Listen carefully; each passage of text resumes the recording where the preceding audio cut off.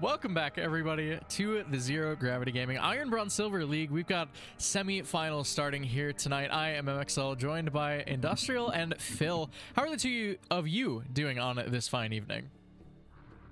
I'm doing good. I'm excited that we're about to see the end coming to the season. We're about to have a champion soon in these next coming weeks, so that'll be exciting to see who that is. Yeah, I'm excited because it's been a whirlwind of a season. What we expected going in is not what we ended up with. We had a gauntlet run last week that we'll touch on, but it'll be something. It's gonna be an exciting next 2 weeks. Yeah, shoutouts to Pandorum real quick, cursing Phil into the lagging camera. So, good job. This is just tragic. We were talking, Phil was like, I'm not lagging, right? And I looked and I'm like, no, you're fine. So, The second the show goes live, he starts lagging out. I have to have the video or the tab that has the camera running on a screen. It has to be physically showing. It's so weird. Otherwise, my computer won't dedicate the resources to sending it out. Oh no. Just get a better computer. I don't know. Anyway, we're gonna move on from playing Phil. Yeah, I mean, you mentioned it already as well. Last week we had kind of the most unexpected gauntlet run of, I think, my time here at ZGG. I don't think I've ever seen something like this happen. Of note, Facts and Logic, who got comp ruled into being in the first game of the gauntlet, they were, I think, third overall in the IBS league before that happened. They end up playing in the first game. We're thinking, oh, they're gonna look good. Glacial Knights had a field day with him, no? Absolutely. It was completely a run over from Glacial Knights, especially in mid lane. The Lord JK got their Anivia, excuse me. And you expect a lot, but I think the Lissandra pickup for the Glacial Knights mid laner was, I think, repeated throughout Gauntlet, and it's a very strong pick in my opinion.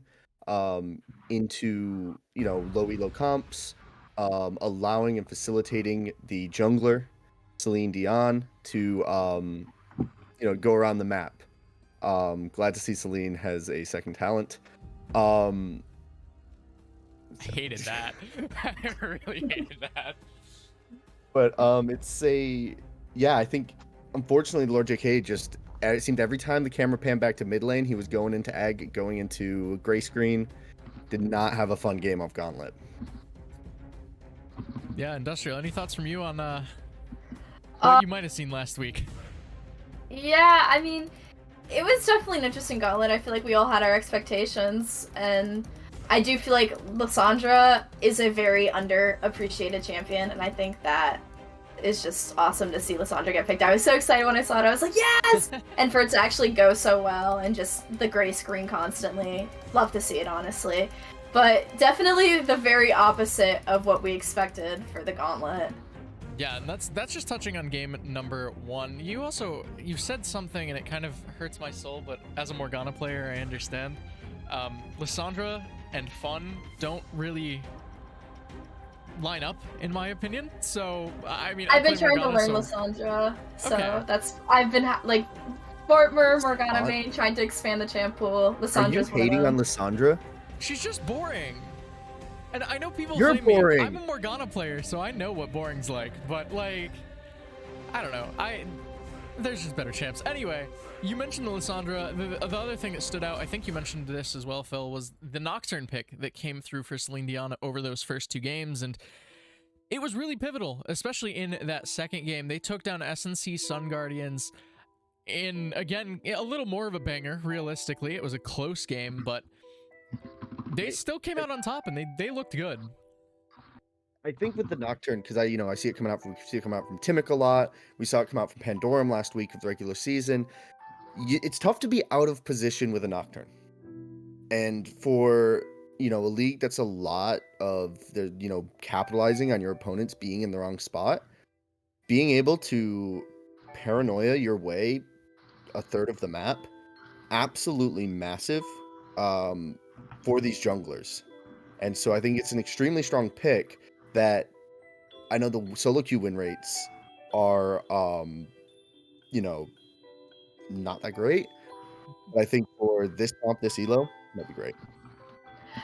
I also just think that Nocturne is like very good when you're playing with your team, especially like just having that communication and being like, hey, I'm gonna ult down here now, and everyone just being like, yeah, let's go, and just having that time. And also, if the other team isn't communicating like, oh, where the Nocturne ult is and like where it's coming from, then that can cause issues as well and just make it even more of a stronger pick.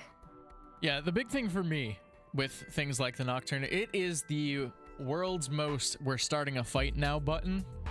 There's a sound, the screen turns a different color, like everything that could possibly say, hey, we're fighting is there.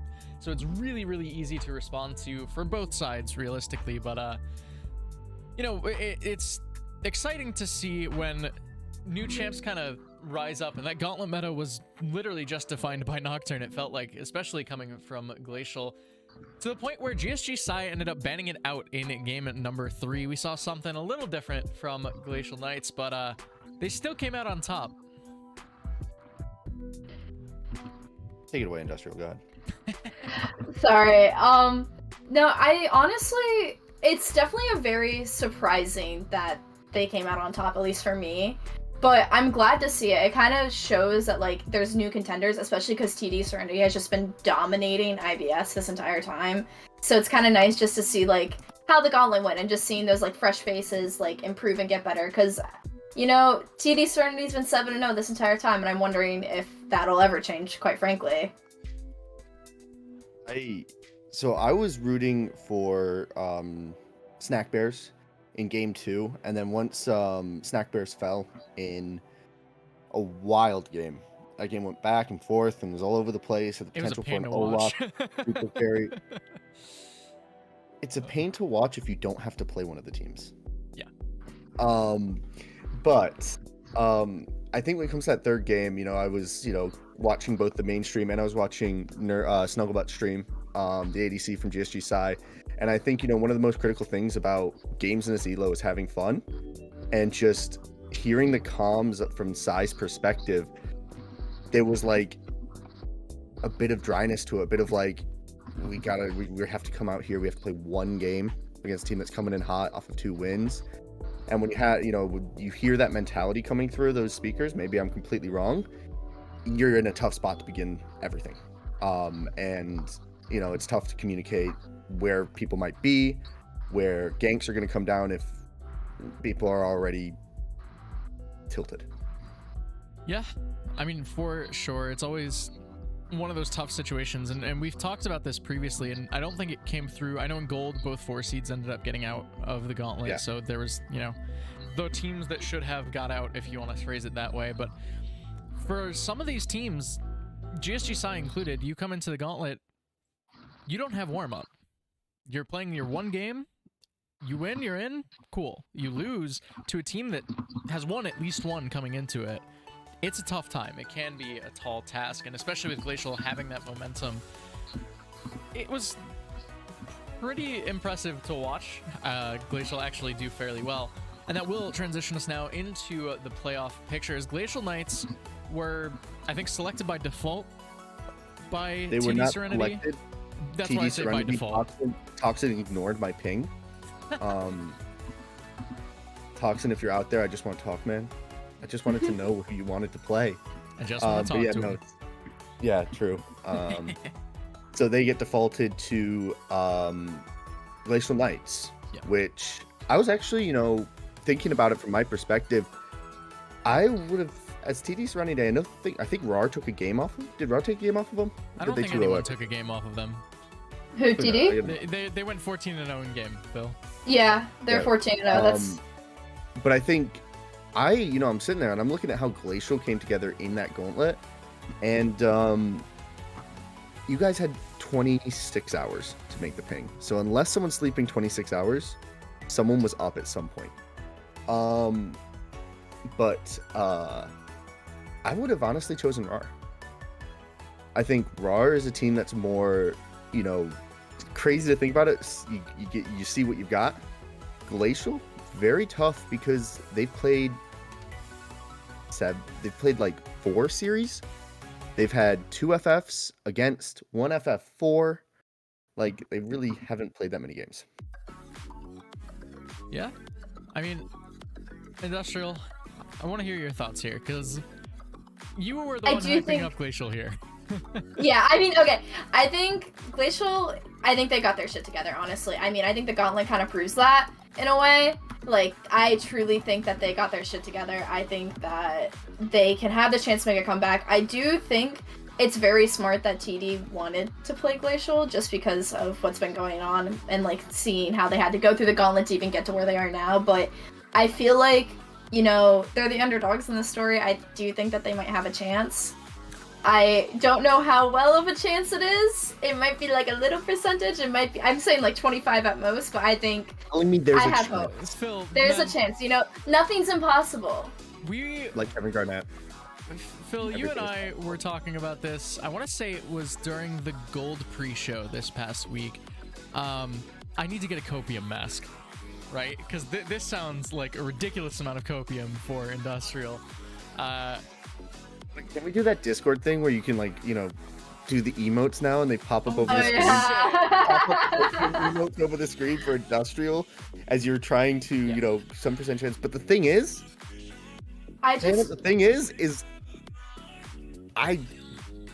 TD does not 3-0 this series. Oh, wow. I don't think TD 3-0s. I think Glacial has a chance. It's a very tiny chance. I do think no matter what, they will take a game. Yeah. I will say that. And the scary thing is that everybody knows when you lose a game, especially if you say lose game 1, what is the team's reaction? Does the team get to the next draft and go, all right, head straight forward, let's go? Or do they go and they start dwelling on the mistakes and start trying to go over it? They've lost their first game. Like, I've seen a team do both. I've seen Iota do both this split. So if Glacier comes out, gets the comp that they want because you don't have much scouting against them, big danger. Big danger for TD, in my opinion. I do feel like Glacial also has a very unpredictable comp. I can't agree with that. I feel like I don't know what to expect tonight, honestly, from them, like what they're gonna play and that kind of stuff. Well, I'm definitely excited. We can talk all we want about what we expect to see coming through, but there's some question marks when it comes to Glacial, because we kind of saw them play the same comp like 3 times in a row, it felt like. Sure, you sub out the Nocturne in game 3, but Nocturne Lissandra seems to be their only style to play, and that's what scares me. I think TD has shown that they can do a lot of unique things, so that flexibility might just be a little bit too much of an edge to take it down. I'm still just chilling with my idea of TD, but we'll see. I definitely can understand your viewpoints, and Glacial does seem to have righted the ship. With that said, tonight's featured matchup, GSG Iota taking on rawr. You mentioned it, rawr potentially the weaker of the 2 teams of the 3 and 4 seeds, but what are we expecting to happen tonight here? Like prediction-wise? Just in general. You can do in predictions. General, I want to hear like what your thought on the game is going to be, where the action should be focused, like what's happening here. Lane. Yeah. I've been watching my friend like play a lot of ranked recently, and he's just trying to get out of bronze. And what I've been noticing a lot is like, as long as your lane does well, it's mostly just relying on the other people. And I feel like whoever is the most secure, which I think is top lane's definitely gonna be to look at who does the more interesting work. However, I feel like the issue is you need to rely on everyone else to do at least well enough to not die and, you know, end up getting someone a little bit too powerful. So I do think also, just because of the ADC and support main in me, I do think the eyes are going to be on bot lane a lot as well, but I do think rawr is going to get shut out. Is this a bit, Phil? I mean, you asked for my analysis. This is 100% my opinion. It's going to be a game of top lane, or it's going to be a game of bot lane. The mid jungles of both teams are phenomenal. Returk is in their matchup week 6. Returk completely neutralized OMG. on OMG's like signature pick, the Rumble. And then Dude Caleb popped off on Shyvana, and that was the game was carried on Ambition. It was carried on Dude Caleb. Game 2 and Game 3, complete opposite. It was, you know, the top and mid managed to hold it down while the bot lane pushed through. So the thing that I have here is that on Thursday, GSG came out in BOL and 3-0'd Subatomic Gaming Antimatter in dominant fashion. The only time it looked shaky was when they put me in. So again, squad fan diff in the negative direction.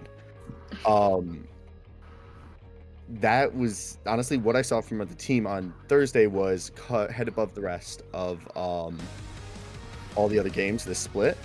So if you look at that series, it looks like GSG could be peaking at the right time. rawr, on the other hand, Dude Caleb and Ambition, absolutely phenomenal players. I'm interested to see, because there is always the little lingering part of this I don't want to necessarily call it a rivalry, but it almost feels like one between these two teams in particular.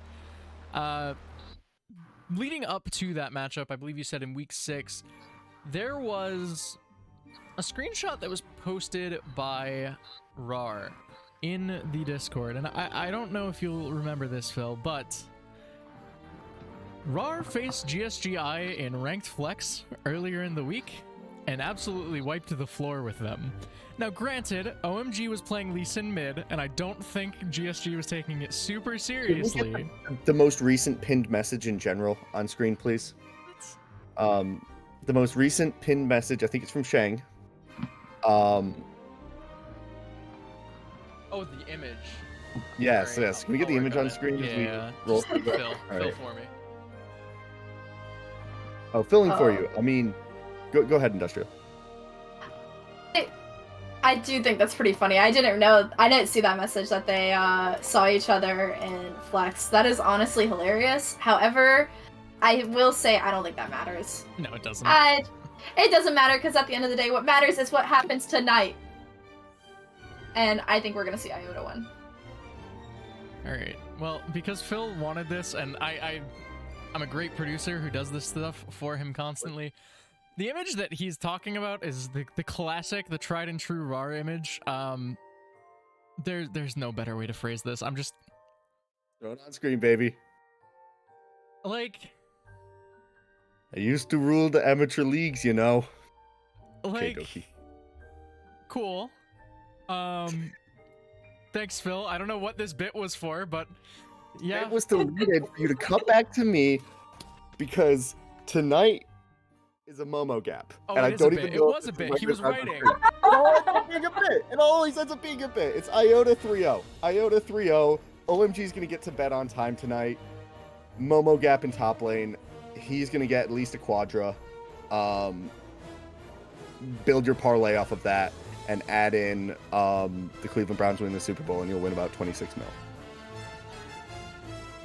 The Browns you gotta build in your the Super parlay. Bowl. I don't know football. They are not winning the Super Bowl. They are not winning the Super Bowl. Anyway, Industrial, your prediction here.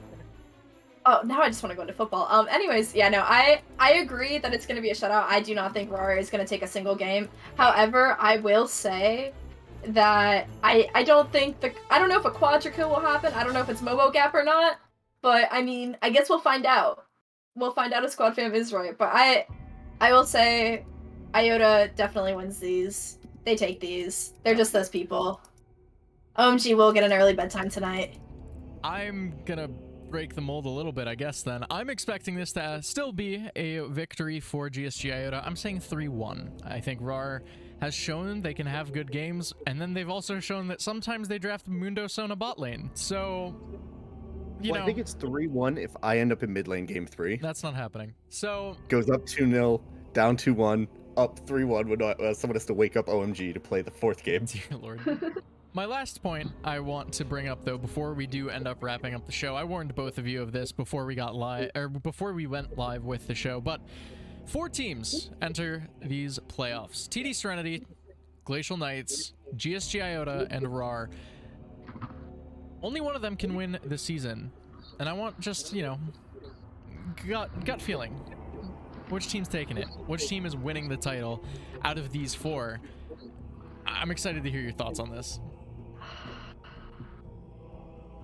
I've been thinking about it, and originally I was gonna say TD. You know, TD is a very safe choice. They have done so well this entire season. They have not lost a single game. They're 14-0, as you mentioned prior.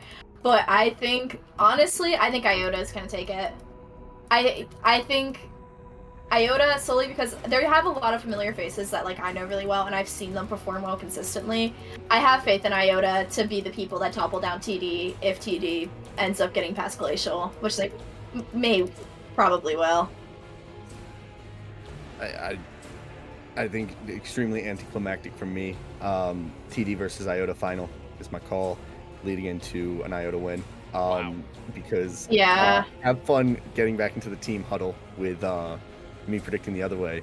But regardless, I think that there's just a level of like I've been there before that Iota has.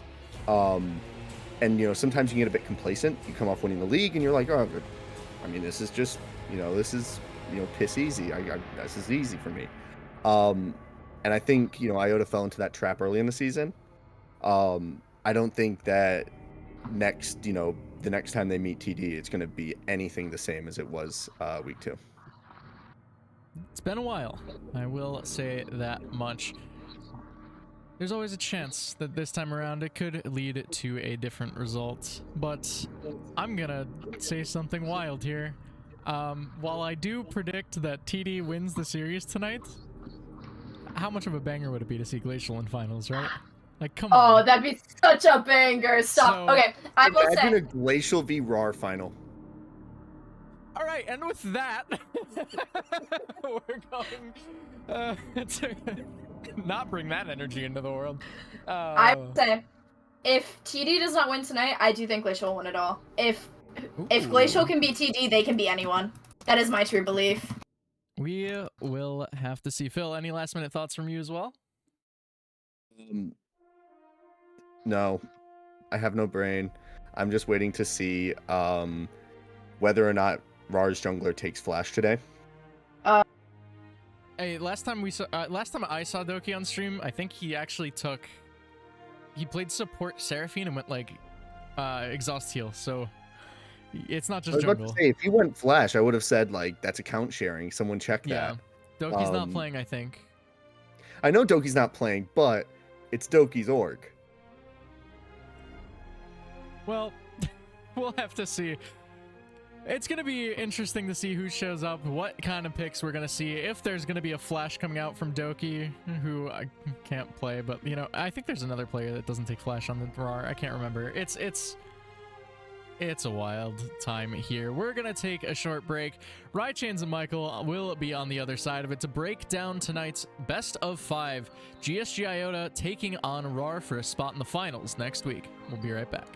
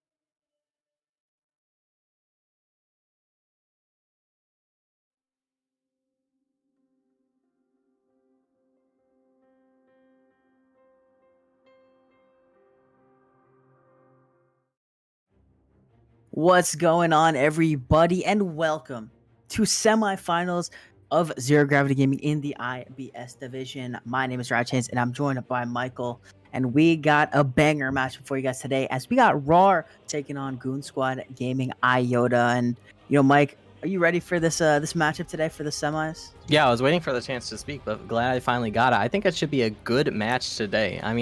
Maybe on the pre-show they were saying it might not be as close as we want, but might be getting a quick bad time, but it still should be good games regardless. Yeah, we'll have to see what happens here as we already into this draft, as rawr on the blue side taking away the Lux and the Twitch. Goon Squad on the red side so far got that Seraphine ban taken off the table, followed up by the Sejuani. I feel like just, at least with Goon Squad, just pretty standard bans here. Sejuani pretty strong in that top lane. Can also be played in the jungle, and then Seraphine is just everywhere right now. Yeah, Seraphine, nicknamed the CEO for a reason. Glad to see her demoted from her post. But Lil Nas X is here now, so. Exactly. So glad we got somebody else in the chair, leading the company to higher heights. Yeah. But regardless, we'll be seeing how these bans play out. I'm just excited for the games. I think it should be a good time. I think Ornn's a good ban. I don't want to see teams having to crutch on the Ornn scaling or Ornn engage. I think it's a lot more interesting if they're actually able to play it. What? Yeah, and especially just coming in, just Momo, has been playing that Ornn pretty proficiently this season. And interestingly enough, your first pick GP for rawr is something you definitely don't see every day. And I don't like seeing it today. GP is one of those champions where you always, that's your last pick, because you want to make sure, okay, I'm not getting countered. If you first pick, that is an extreme show of confidence. Maybe they have the potential to flex it into two lanes, but it doesn't look like Returk has many games on it. And it just straight up gives Misfortune and any support that you want. Amumu, we see Amumu a lot with it. You see like Leona, you can see Seraphine's banned out, but that's another one of the main ones that you see. Mm-hmm. So just like a lot of opportunity for Goon Squad already, and it's not something. Oh my gosh, Rel! There's engage. Rel is not a champion that I've seen in a long time, but hey, another good pairing with Misfortune though. I've seen her twice recently. I've seen her first in the what was it, RNG versus DRX. I'm pretty sure that team lost. I could be mistaken though. But then we also saw it, of course. I don't know if you remember, in the Star Walking music video. Yes, being of course. Piloted by Core JJ. Yeah. Well, there you go. If Core JJ is playing it for the Star Walking music video for Worlds, and we obviously know that Core JJ is gonna be there piloting the Rel in game at Worlds. We'll see what Willow can do on this champion, as and if you lock in here for rawr, and I feel like this is mid, but there's something about rawr where you just never know. It is a mid pick, but I agree. Okay, well now I know. Yeah, that squashes our suspicions pretty quickly. Janna, I think, Janna is a little dubious, yeah. Very good into the rel. I think a very good pick, makes it hard, and even against Misfortune, you can snipe those bullet times from so far away with the Q. Yeah, and Janna is one of those supports who is known as just the disengage master, and able to disengage fights like nobody's business, with the monsoon, with the tornado as well. And Swain in this mid lane, another really, really strong pick coming out for Goon Squad. And it seems like they're just getting all of these power picks, even on red side. I agree that they are power picks, and it's surprising that they're getting them, but I feel Swain could have a very hard time playing in this game. With Anivia and Janna, that's a lot to push through and try to get into a position where you're happy. I'm guessing we're choosing for the lane, and just a strong pick overall, but it's really dependent on rawr's next two picks to actually get the most value out of this Swain. Yeah, we're going to see what is left up after these bans come through here. Jungler is taken off the table, as well as the Yasuo. But, obviously this should be a jungler here, and then save counter pick for Momo in that top lane. We always think that. See. That's what you expect. We don't even need to wait for the counter pick because we do see the GP already locked in. And with the Shyvana, it still does leave a bit up to question if we're going to see that top or if we are just going to see that go into the jungle. Yeah, and Shyvana can be piloted in both of those roles, like you said, and pretty strong in both of those roles. Kind of fallen out of the meta a little bit, but still very prevalent, and if given the opportunity, can go crazy. If given that little bit of space. So we'll have to see what this last pick is for Goon Squad, and rawr has to lock in their bot laner here. Ooh. Maybe this is, it looks like it might be Ziggs. We'll have to see. I mean, either way, this is just more space that you're putting between yourself and the likes of rawr and Swain. And Shyvana even now. It's making it very hard, creating a ton of space. I mean, the zone control offered by all of the champions on the side of rawr now is just insane. But I do a little bit worried about the consistency of their damage and that it does take that zone to actually be created. If they get rushed down and ran at too quickly, they won't have like the sustained damage from an ADC to put up the fight. If Ziggs can get easily popped like the balloon, then it could be very scary for them. But Maokai, good tank, good, again, zone control, and an Aatrox locked in. Wow, R5 Aatrox coming in for Momo here. This is going to be interesting. Aatrox into GP. What do you think about that matchup? I mean, I think Aatrox is just kind of broken right now. I think he can definitely punish the GP pretty easily. I think getting in there, getting those sweet spots, getting the chain, GP is a lot is put on GP to actually create the space. And I think just Aatrox, especially with the lethality build, GP needs to be careful and hope that he can survive to the later points where he theoretically should be stronger, at least in the general sphere of the game, but he still always needs to be scared of this Aatrox. Yeah, we're going to have to see what Momo is able to do on this Aatrox, but before we get into that game, we get to take a look at our pro comps post-draft analysis here. As we can kind of see, a lot of scaling coming in on this rawr team, and more of this mid-game prowess coming out for Goon Squad. Yeah, and I mean, like I was talking about, it's a lot. It's GSG wants to get in there, wants to engage, but rawr is all about the pushing down as a team and trying to protect your carries, trying to protect your very strong backline, admittedly, but it's all about actually weathering the engage of that Goon Squad will continuously throw at you. Yeah, I mean, you have a lot of tools from Goon Squad here, and they want to just get in there. They want to, try and make the fights as scrappy as possible. And, with different, with compositions that are so different, right? One being a more mid-game focused comp, and then the other being, we're going to scale really hard, and we're going to just try and wait till late game. It's going to be interesting to see if rawr is actually able to disengage successfully, and if they're able to even make it to that late game, because, it's cool to pick a scaling comp, but if you can't get there, then it's pointless. And it is a pretty high bar to actually meet. Like, there is a lot that you have to weather through, and you have to get to. It's not even like the mid game. Like, you have to get to that very late in the game when your carries all 2-3 items. I mean, 3+ items even, not even 2. I don't think you went. It's gonna be difficult to get to that point. It's ever important, but once they get to that point, they should have a clear line to victory. Yeah, I seem to think so, and I think a lot of what Goon Squad is going to want to try and do is come at rawr from different angles. If you can attack on multiple fronts, you can find flanks, you can find off angles to catch them off guard with your engage. I think that's going to be really, really crucial for what they're trying to do. And we're seeing Anivia locked in bottom lane, which means that they're sending Ziggs mid. I think this is fine. I mean, it was a thought that went through my head. I think both of them serve similar purposes.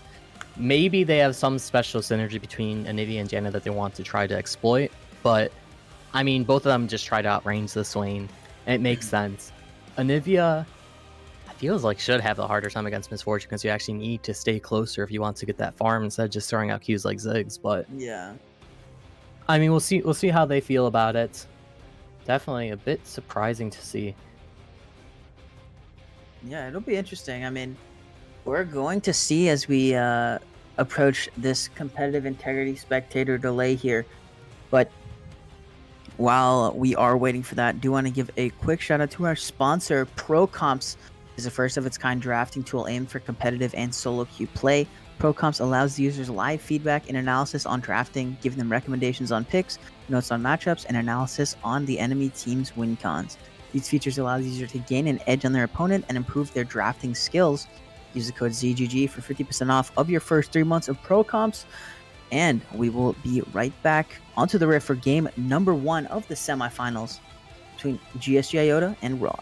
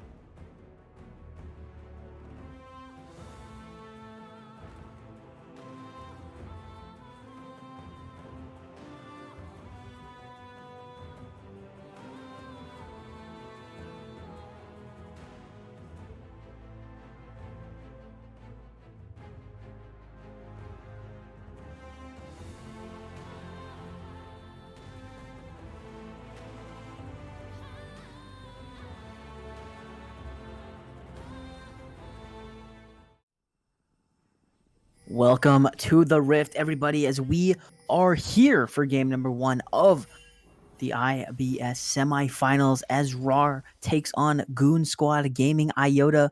We got a little 5-man coming out here from GSG, and they could catch an Anivia who has to flash away from that rel W. But, you know, early flash blown from an Anivia is something that's pretty good if you're Goon Squad. And speaking of Goon Squad, they got Momo in the top lane on the Aatrox, Timic on Shyvana in the jungle, only Magical Girls on Swain in the mid lane, not on a Magical Girl, and One Hand and Willow rounding it out with the Misfortune and the rel. And on the side of rawr, we have MC Woody's on the Gangplank, Subuwu on the Maokai in the jungle, Returk on Ziggs in the mid lane, and Naze and Kermi on the Anivia and Janna. Both of these junglers starting off on their bottom side of the map, getting that bot lane leash. Feels pretty nice. Both gonna be up in that top lane. It's gonna be a banger in that top lane. Yeah, I mean, I would say I was a little surprised by Timic actually starting bot, especially with the blown flash, but then I realized it's Shyvana. Timic's gonna be in the jungle until 8 minutes anyways, until they're level 6.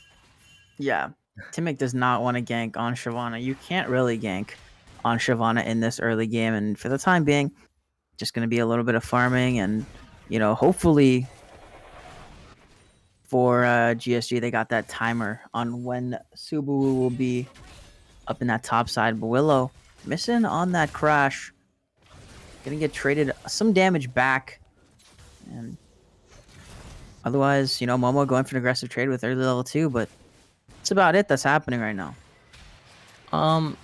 While nothing important is happening. Okay, the E missed, we're fine. Unless Willow, no. Okay, while nothing all too important is happening, it was brought to my attention that you actually have special experience with Shyvana even just today in the jungle. So, do you have any insights that you want to bring into her strength? Well, the strength is definitely not pre-6, I'll tell you that much. You definitely need that level 6 on Shyvana, but here we go, a little trade in this mid lane. But yeah, Shyvana's a champ that wants to get those early dragons out of the way, but you have to be careful when taking those early dragons to make sure that you have priority in your lanes. Otherwise, you can get collapsed on, and it can really ruin your game. So you have to be mindful of that. I'm sure it would make it hard for your bot lane as well. Giving the free advances to their bot lane. But regardless, Subuwu staying up in this top lane, trying to be a nuisance, and that's all I know Maokai jungle to be. But Timic is in the area. Oh my gosh. Definitely spotted out. Wait, can they just collapse? Okay. Timic is shopping, I think. Yeah, they forgot Subuwu in the AO. But where are this? It's like Subaru, like the car, Subaru, you know, like the car. Yeah. Well, I got it. Yeah, Subaru. Subaru. It's okay. Stick with me, Mikey. Negative damage. Yeah, pretty much. I mean, Rhetoric has the base, has the item advantage right now. OMG has no items, so. Yeah, that tome's really making him tanky. The tome is giving him those increased defense stats, and oof, that's a Q3 coming down. Nice dodge out on the barrel as well. Dragon spawning in 30. Here we go. We're crashing down. Kermi has to be careful. Stun hits both. Flash forward. Kermi flashing away the heal is enough to keep this Janna alive. Why are we burning Ignite there if we are Kermi? Yeah, I don't know. Do you think it was exhaust? I don't know what the Ignite was. Subaru. Maybe they thought they had the damage. On the way bot. Man, I feel so. Timic's also on this bot half, but not going to be there yet. Timic's just farming. I'm not expecting to see this Shyvana for another couple minutes. Well, you shouldn't. Oh, thanks. You never know what's going to happen, though. Nonetheless, that's why OMG got the back off. It's now matched. Has the boots up. Down 10 CS, though. I mean, getting able to catch some back, but still a lot of CS down. I think that Momo is hunting for blood right here. McWoody's. Oh, didn't get the that Q3 to land. I think if that Q3 lands, you can go for a kill with Ignite. Yeah, with Ignite for sure. No mana, no flasks. Would have had to at least force the flash if nothing else, but Yes. still pretty inactive. And I mean, the lead in this mid lane is definitely just due to the fact that Returk has the teleport, was able to get back, miss a couple less minions. Yeah, I think Timic's gonna finish these Krugs, reset, and then just run straight to drag. Is what I would think is gonna happen. Okay. Definitely make a lot of sense. You got Okay. finish the Krugs. Halfway done. there. We're looking for I'm two halfway more. there. Let's see. Got the reset. Nice. 2 for 3. Okay, not. Raj's bot lane has to be so careful here. Oh my gosh, there's something up. They're waiting for it. Patience. Oh, the flash crashed. He flashes into it. As now Kermi could be in trouble. No flash on this Janna, and first blood is going to go over to one hand. But in the mid lane, Subaru gets the flash out of OMG, but the Demonic Ascension is just going to buy too much time and too much tankiness here. Gonna get that wave shoved in. Probably take a reset, and oh my gosh, am I just a genius or what? Timic onto that dragon. Oh, but wait a minute. McWoody is getting wrecked. As here we go, Aatrox ulti pops, gets the flash out. Ignite dropped as well. I think that's a very weird Aatrox ult pop to me. Like, you're already at a point where you've dropped everything, and unless for some reason Gangplank doesn't flash, that's the only way you get the kill. But shorter cooldown than the flash, so no reason to trade it. But wait, he's still here. Oh, flash forward. McWoody could be in trouble here. Going to drop that cannon barrage. Gets pulled back in. One more auto. Should be enough. Momo doesn't have the flash. Oh. And McWoody's going to be able to get out. Good HP. ult placement. Good corrupting pot chugging. Keeps him alive. And that's all without... Momo hasn't backed yet. Yeah, Aatrox is a fair and balanced champion, right? Oh my. It's a lot of deeps. We'll see once Momo does finally get that back. Won't be for a while. They have a frozen lane right now. They're in no rush to get back. But Comet having the Ignite definitely feel like we're gonna be seeing the Eclipse build this game. Yeah, for sure. And I do want to point out here, CS leads for everyone on the map for GSG except only Magical in that mid lane. And we talked about the summoner spell discrepancy there as Rhetoric gonna take a trade, but trade a lot back as well here, and definitely be the winner of that trade. Timic hitting level 6. I know it's gated by the spawn of the jungle camps, but I still would have expected Timic to have a larger farm advantage on the Maokai. Yeah, I mean 14, it's almost 4 camps, right? Not too bad. Willow in this mid lane. Okay. Gave themselves away. That was pretty strange. Getting collapsed on though. A good heads up. Yeah, good heads up to walk the other way. But the level 6s are in for this bottom lane. Actually, only for one hand. Willow doesn't have 6 yet. But level 6s are in for this misfortune. It mean a lot of damage coming very quickly once Willow looks to engage. And Kermi needs to be even more careful about those tornadoes they send out now. They need to hold them carefully. Willow going in. Nice tornado. Ooh, hits both. As the Magnet Storm is now available for Willow. But Herald started up by rawr. Collapse coming in, though, from this top half of GSG. We'll see if they're able to take it in. 2k health. This Demonic Ascension is popped. Ghost in. Dragon Form comes through. Herald, early smite coming through by Subaru. And the Herald goes over to someone. I don't know who it went over to. I couldn't tell. But now we're watching bottom lane as Neza has to be careful. Blast going back up into the top lane. Subaru looks like he's in trouble here. Ignite's going to be ticking down, and Momo is going to find the last hit there. Herald goes over to rawr, but it is 2 kills going over to GSG. Even with the increase in both gold and XP that Herald provides, it's still plus play towards GSG as I speak with bated breath of these flashes. We'll see where Subaru actually opts to drop it. None of these lanes are in a great position. I mean, Swain has fought, still down a bit in farm, but has fought their way back into a decent standing in the lane, able to actually contest. Not just letting Ziggs shove for free anymore.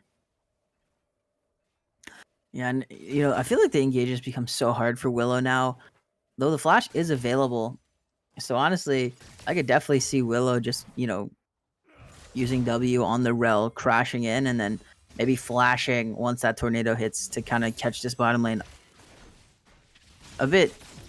You're catch him sleeping a little bit here, but Willow, okay, good, just thought there, good instinct to just get out. I probably would have went in, to be honest with you. I saw blood there. Yeah, I know you're a greedy player. Absolutely. Oh my gosh, he's a 2 level top. Wait, what is this? Yeah, what happened? Maybe it's just no HP. E. Oh, stun lands. Okay, Egg popped. goes to egg. Comes Subaru is here with that ultimate coming through. Cancel? Oh no, that was just mount up. Everyone's here. Everything's okay. OMG joins the party now. Flash in. Magnetstorm's gonna get onto one. Demonic Ascension's come through. Bullet time over the top, doing a lot of damage, but there's just too much tankiness from this Maokai. Goes back in. Stun lands onto only magical. As the damage is coming through, Anivia ulti is ticking away. No kills so far. This is so many plates for Ziggs right here. Yeah. 2 plates at least. Swain walking back up now. No mana. Grabbing the fruit to stay afloat. But, I mean, out of that play, we have GSG with the position on Dragon and rawr with some plates in mid. Gold lead still 1.8k big B gold advantage for GSG. Game is not yet over though. Oh, Momo going in with the flash, continuing forward onto McWoodies. Both of the times Momo has ulted, it's been those stutter steps. Yeah. Have you seen that? Yeah.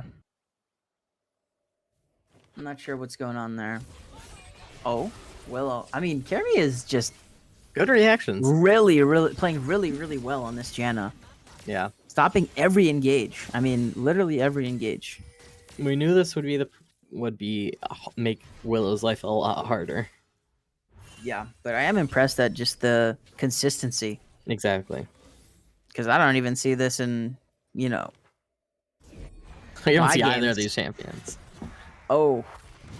Yeah, I mean, I don't see this sort of play in my games. But here we go. Mid tower will fall with that Herald and the Satchel charge.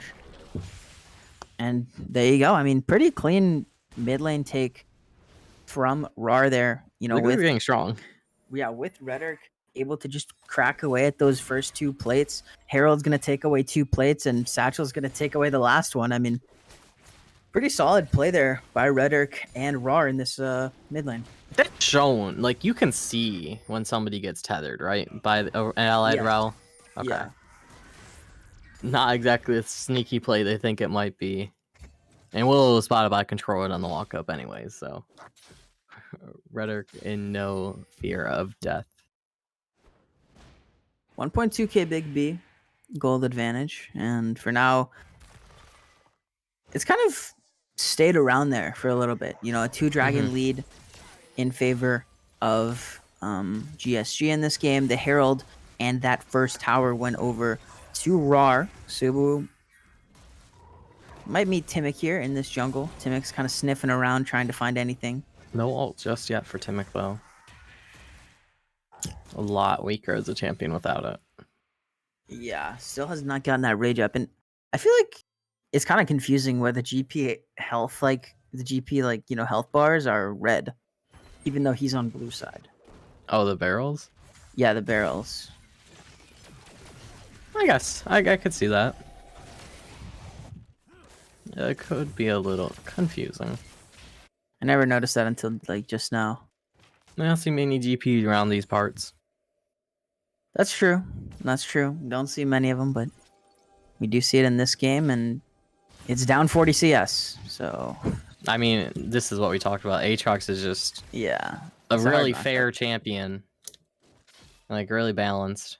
It has the Eclipse now, so this Gangplank's just going to be struggling, even with the Essence River. It's no contest. Yeah, it's going to be really hard for McWoodies to even survive right now. Yeah, look. Gangbang tries to get one barrel down with 5 more minions.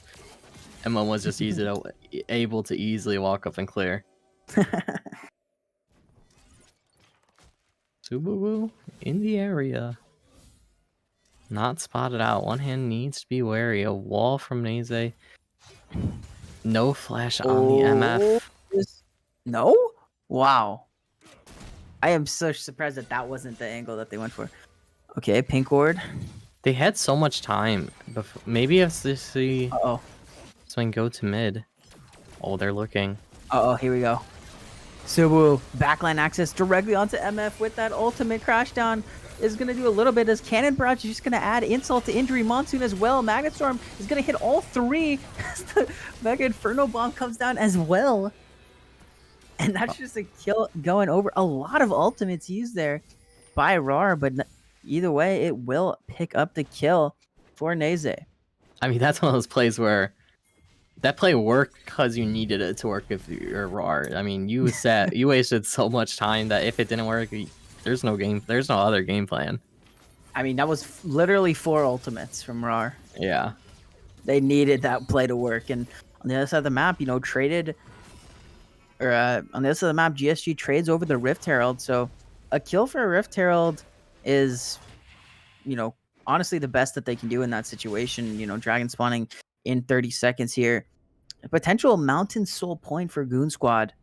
And I know that they're going to try and get up there for that. I mean, that you have to. You're at a point where you can kind of look to contest. And even if you're not contesting, you can delay a good while because you are. Like, look at your team. You have Ziggs, Anivia, Maokai, Anivia, Janna. You just have Anivia so much. Twice. Yeah, you have 2 Anivias. WTF? You got a Herald top lane as well here. That's going to be crashing in on this tower, and Momo is just gatekeeping McWoody's from this wave here, going in under the tower. Here we go. Flash a bit late, I think. I don't think that. No. Yeah, Q3 did not hit. So Momo burning, well, I guess trading flashes, but only magical in the middle of 3. Has to flash out to safety. Does have the demonic ascension. Asubu is going to follow over the wall. Only magical still in doing the area. negative Here's damage. Nature's Wrath coming through. Willow is now in between, guarding some space. Asubu will find the kill on 2 only magical girls. 4v3 in favor of rawr in this situation now, and they have completely zoned out GSG from this play. Momo in the top lane, 1 auto away from finding another solo kill. Will not be able to get it, and this dragon, unless Timic goes for something here, which they definitely can. Subaru is not even in the area to smite. Dragon form comes down. Oh, it's not able to get in range, but we'll see what the damage comes for the second part of the fight. Timic going through, bullet time over the top, not going to do that much damage, but now Willow is the target. Magnet Storm onto 3, but only for a brief time, as Neze will find the kill there. Timic on the backside of the fight, not able to find Care Me. Call me. Call me. And you've been listening to too much of the president's music. I guess. Yeah, I guess. Is that a problem? No, it's not. Yeah. Guys, hot take. I'm just supporting the president, okay? Hot take, let me know what you think in the chat. I like the world song. I think it's good. I don't think it's actually that hot of a take to like it as a song. Here's the thing. What? The song is fine, okay? But it's not a world song. And why? You want your dubstep? No, I want to, like, here's the thing. You want to be hype. I like songs that make me want to run through a wall. You know what I mean? Like, get me ready to run through a wall. That's what I need. What's your top running through a wall song? I.e. best world song. I mean, I don't know. I'm not in position to rank the songs or anything, but I'm just saying that, You want to run through a wall. I'm just trying to get in there. Why not? Why not? Give me a 1v9 song. What'd you notice? That Momo's 2 levels up on McWoody's. Well, that's just... there's and also 50 CS. There's nothing you can do about that. He can win this 1v2, no problem. What I noticed... I think so, yes.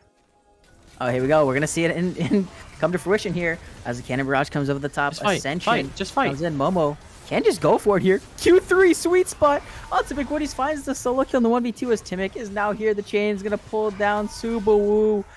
He is restrained. And that's going to be 2-4-0 in favor of Goon Squad. And yeah, Well, I mean, how can you kill this guy, though, is the question. Like, how could you kill Momo?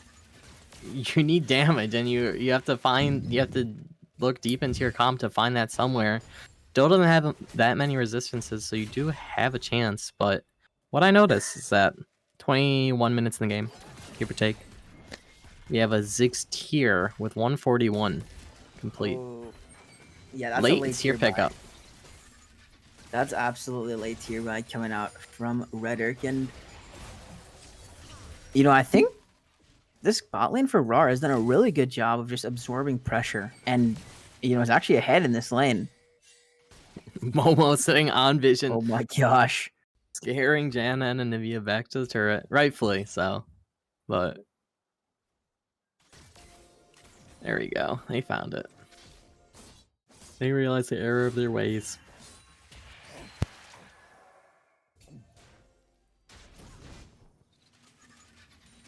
Yes, dragon spawning in a little under 2 minutes here. And, you know, we haven't... No one on soul point yet. Subaru, though, could be in trouble. Gets the stun down. And this is a 1v4 even. Not the best numbers. Magnet Storm for good measure. Definitely didn't need that. But what happened to One Hand? One Hand goes down. One Hand opted to run in 1v2. Oh my gosh. What went wrong there? Something terrible. As now only Magical Girls is here on this flank behind the tower. Kermie's going to go down to the fireball from Timic. And this leaves Naze in a bad situation. But the top tower is going to fall to Rhetoric. And Naze now... for a second. Yeah. The rest... GSG's just not going to dive. Because they don't have a minion wave. And they're going to lose too much across the map here. Dragon Spawning in a minute. It's still plenty of time for everyone to respawn, regroup, regather, and that's 2 turrets in the top lane down to Rhetoric. And the big B gold advantage shrinks to 600 for GSG Iota here. Dragon spawning in 45. And it looks like all of the GSG players are on the map already.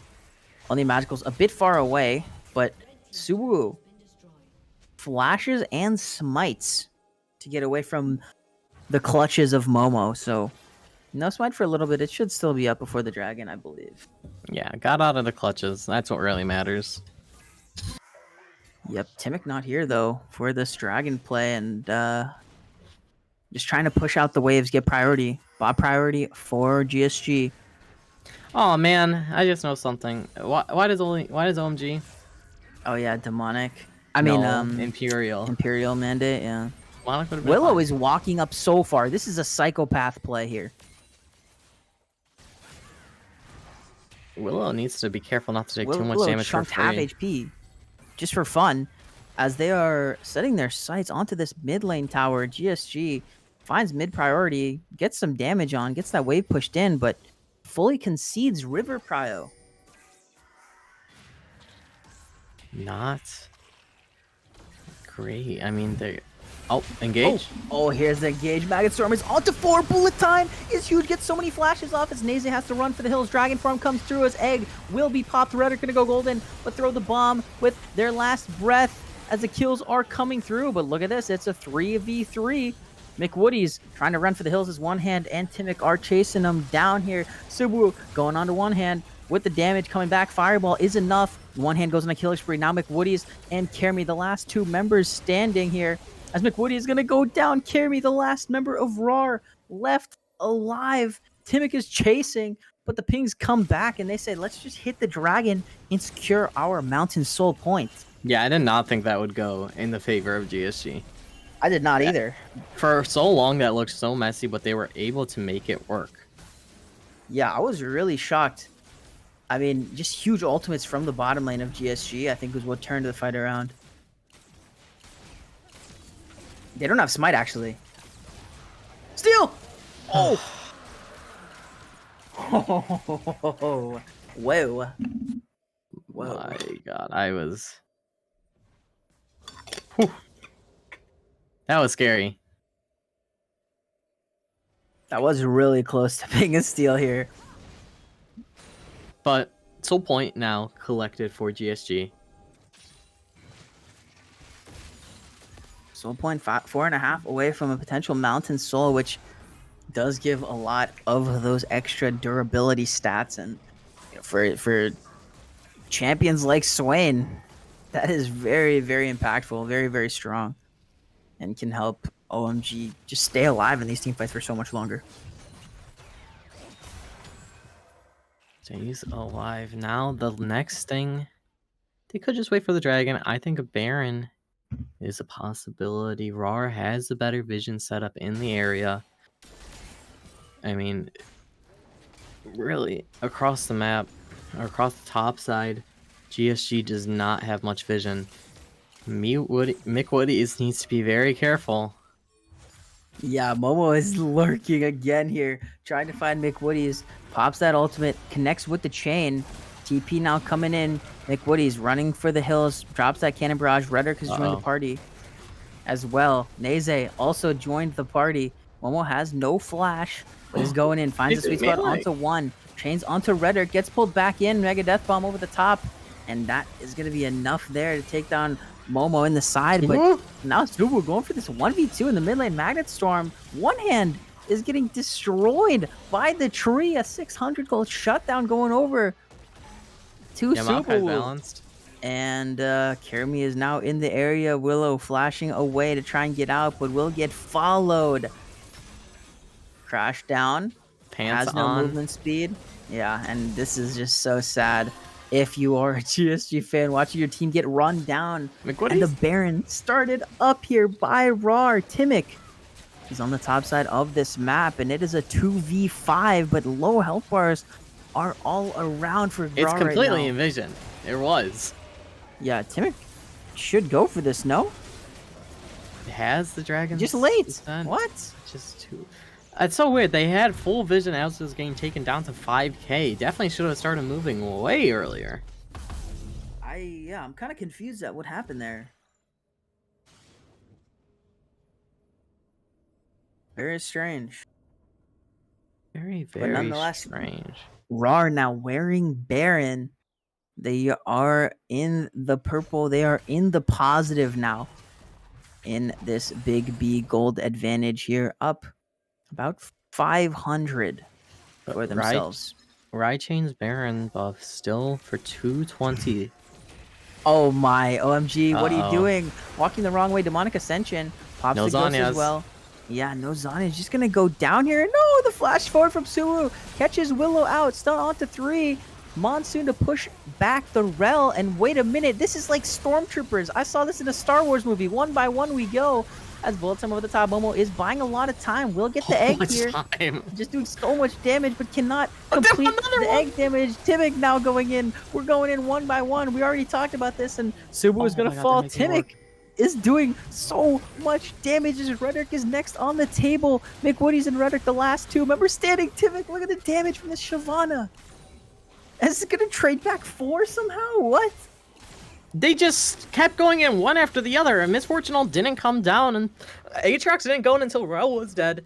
Misfortunal didn't come down until Aatrox was on 100 HP, and then finally Misfortune and Shyvana join hands and go in together, and crazy that when multiple people actually go in at once, they actually win the fight. And even crazier is that GSG is going to be set up for this dragon. I mean, definitely do not want to be giving away some position. Willow just ran out of base, ran to blue buff, and then based again. Didn't even sweep. Didn't even What? sweep or put a ward down. Bought control wards. Maybe they forgot, but the sweep ward is ticking at the end of the base. I don't know.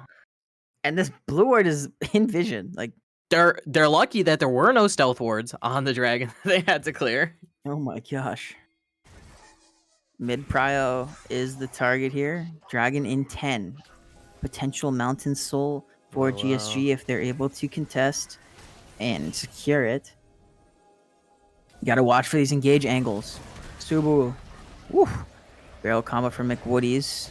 Unsuccessful. Timic on the side. Watch the flashes. Both flashes for the bot laners are available. OMG as still well as lasagnas. McWoody's. Yeah, both of these top laners as well. OMG no Zanyas, but does have the flash. No ghost. A lot of poking back and forth for now. Momo sneaking into the back side of this play. Could look for a monster flank. As you know, that would be devastating. GSG has 3 mid items push. completed. Willow, Willow? looking for it. Oh, nice cancel in. As Magnetstorm's only going to get onto 1. Stun onto Naze. Timid comes in bullet time. Not going to do too much damage as Willow will fall. But look at the back line. Momo taking down Naze. Season as only Magical Girl gets the kill there. Subu in the 1v2 getting taken down. That's already 2 dead. That's 3 dead for rawr as Kermi next on the menu running for the hills, but a triple kill comes through now for one hand. McWoody's the last member standing gets pulled back in, and this is going to be the 5-for-1 ace in favor of GSG, and they're going to look to end. I mean, even with the misfortune, like, it's kind of to the side, still completely demolished. They completely demolished when they all went in together. That's the moral of the story here. They are so strong, and they put in so much They're not work. going to end. Oh, man. And they say, let's take it easy. Play it safe. Not even taking... Okay, no, somebody does stop for the red buff. I was about to be very confused. Red buff is stolen away. Soul, soon to be secured. Naze not going to be in the area anytime soon. Nah, but imagine if that misfortune ulti was in that choke point right there. Yeah, I know. That would have been a instant quadra kill. That would have been a straight, like, instantaneous quadra kill there. 3-item misfortune with the collector, too. Like, oof. That would have been juicy. But nonetheless, Mountain Soul for GSG. They are sitting in prime position for this game now, up with a big B advantage of almost 4,000. Big B advantage, perhaps. We'll see. Willow. Oh. Engaging. No one from GSG's around here at all. You have to imagine that GSG is just going to group up as 5 and run it down. I mean... They're going to wait for Baron. They just saw what happened. They're going to wait for Baron, and then it's going to be a messy fight because they're going to all be in the choke, but... Wait, Naze. Wall dissuades. Wow, that could have been... Is that... That was really scary. I noticed something about that. Did you see how long that wall was? It looks like it's big max, no? It was max second. It was max second over Q. What? For what? Zone control, of course. Q and it kind of works. I mean, Q stuns once, while wall stays up for a while. I guess so. Just think about it. Use your noggin. Baron spawning. Positions being taken. River controlled by GSG. Subuwu looking.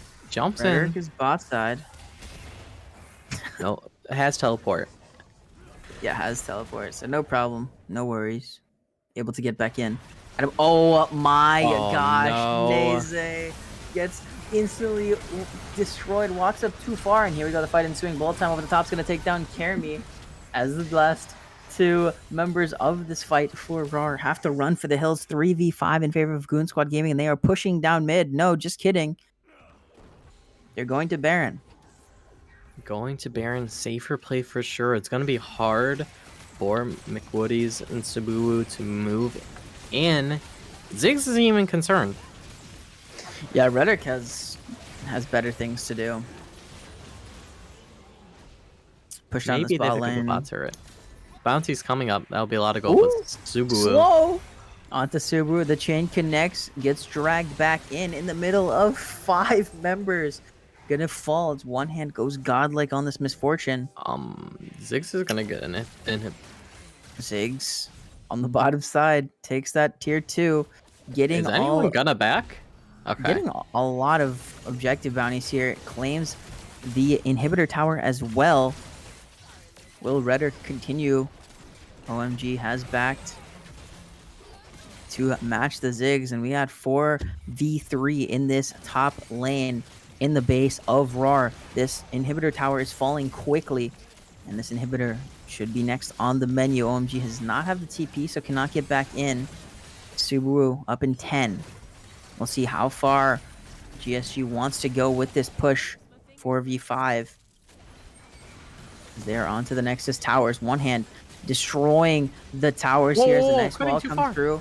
Watch out, Subaru is here with the ultimate coming through. Momo trying to buy some time, trying to buy some damage. The Monsoon from Janna is huge, doing a lot of damage. Rhetoric flashes out of the engage, but will get pulled back with the Magnet Storm, but Willow will fall on the backside of the team fight. One hand goes Legendary, taking down McWoody's, and the Nexus under siege. But Timmy trying to find the damage. They cannot hit the Nexus. It's 1 HP. It does not go down, but on the backside, Rhetoric falls to the eye from OMG, and the Nexus lives at 700 HP. I mean, no way we're not just hitting the Nexus there. That's crazy. Barons, Rychain's Barons still on Swain for a minute. But they the power play, minus 210. Yeah, that's a pretty bad power play, huh? I mean, that's what happens if you give away all your shutdowns. You give away 2 objective bounties, 2 700 gold shutdowns. I mean, that's just... That's just not the Rychain's Baron power play. Oh. That is not. Wow, Nexus lives at 700. That's a disaster for GSG. I mean, but like realistically, there's we had one hand kiting down way too far. Were you paying attention to that at all? One hand kited, I didn't see fully where he went. One hand kited down below the turret, and then path so far away that they couldn't hit the turret anymore, or the Nexus anymore. But now, Elder up in a minute. They have top push. Only Magical Girls grouping back mid. Elder Dragon did 45 seconds here. We'll see if they opt to wait for that or if they just go. Still have Baron on OMG for 2 seconds. It's going to fall off now. This mid lane inhibitor is open. Ultimate from Maokai comes through. Gonna root onto 1. Oh, root onto 2. Cannon Barrage as Subaru going in onto Timic. Doesn't have Dragon form yet, but look at this flank from OMG as Timic goes in. Bullet time over the top. Hits a lot of members as McWoody's is down. Kermi is down. Naze on the backside is gonna fall as well. A quadra kill for one hand from that bullet time. And only Magical Girl is gonna finish it off as GSG is gonna take game 1. This isn't one of the games where you can say it was extra clean. They gave a lot of opportunities to rawr, and I mean, rawr had a comp that they were making work. It just fell up short. They were not able to complete it. Yeah, I mean, and rawr was fighting back a lot in this game. You know, I mean, there were a lot of opportunities for them to be back. Just overextensions from GSG, misplays, all of that good stuff. But in the end, Goon Squad Gaming is able to take it off of a monster performance from one hand, going 16-4-8 on that misfortune. So probably is going to be banned out in game number 2, I'd have to imagine. But yeah, nonetheless, still an entertaining first game of the series. And the best part is it only gets better. We're going to take a short break, but we'll be back for the pick and the ban of game number 2 between GSG and rawr.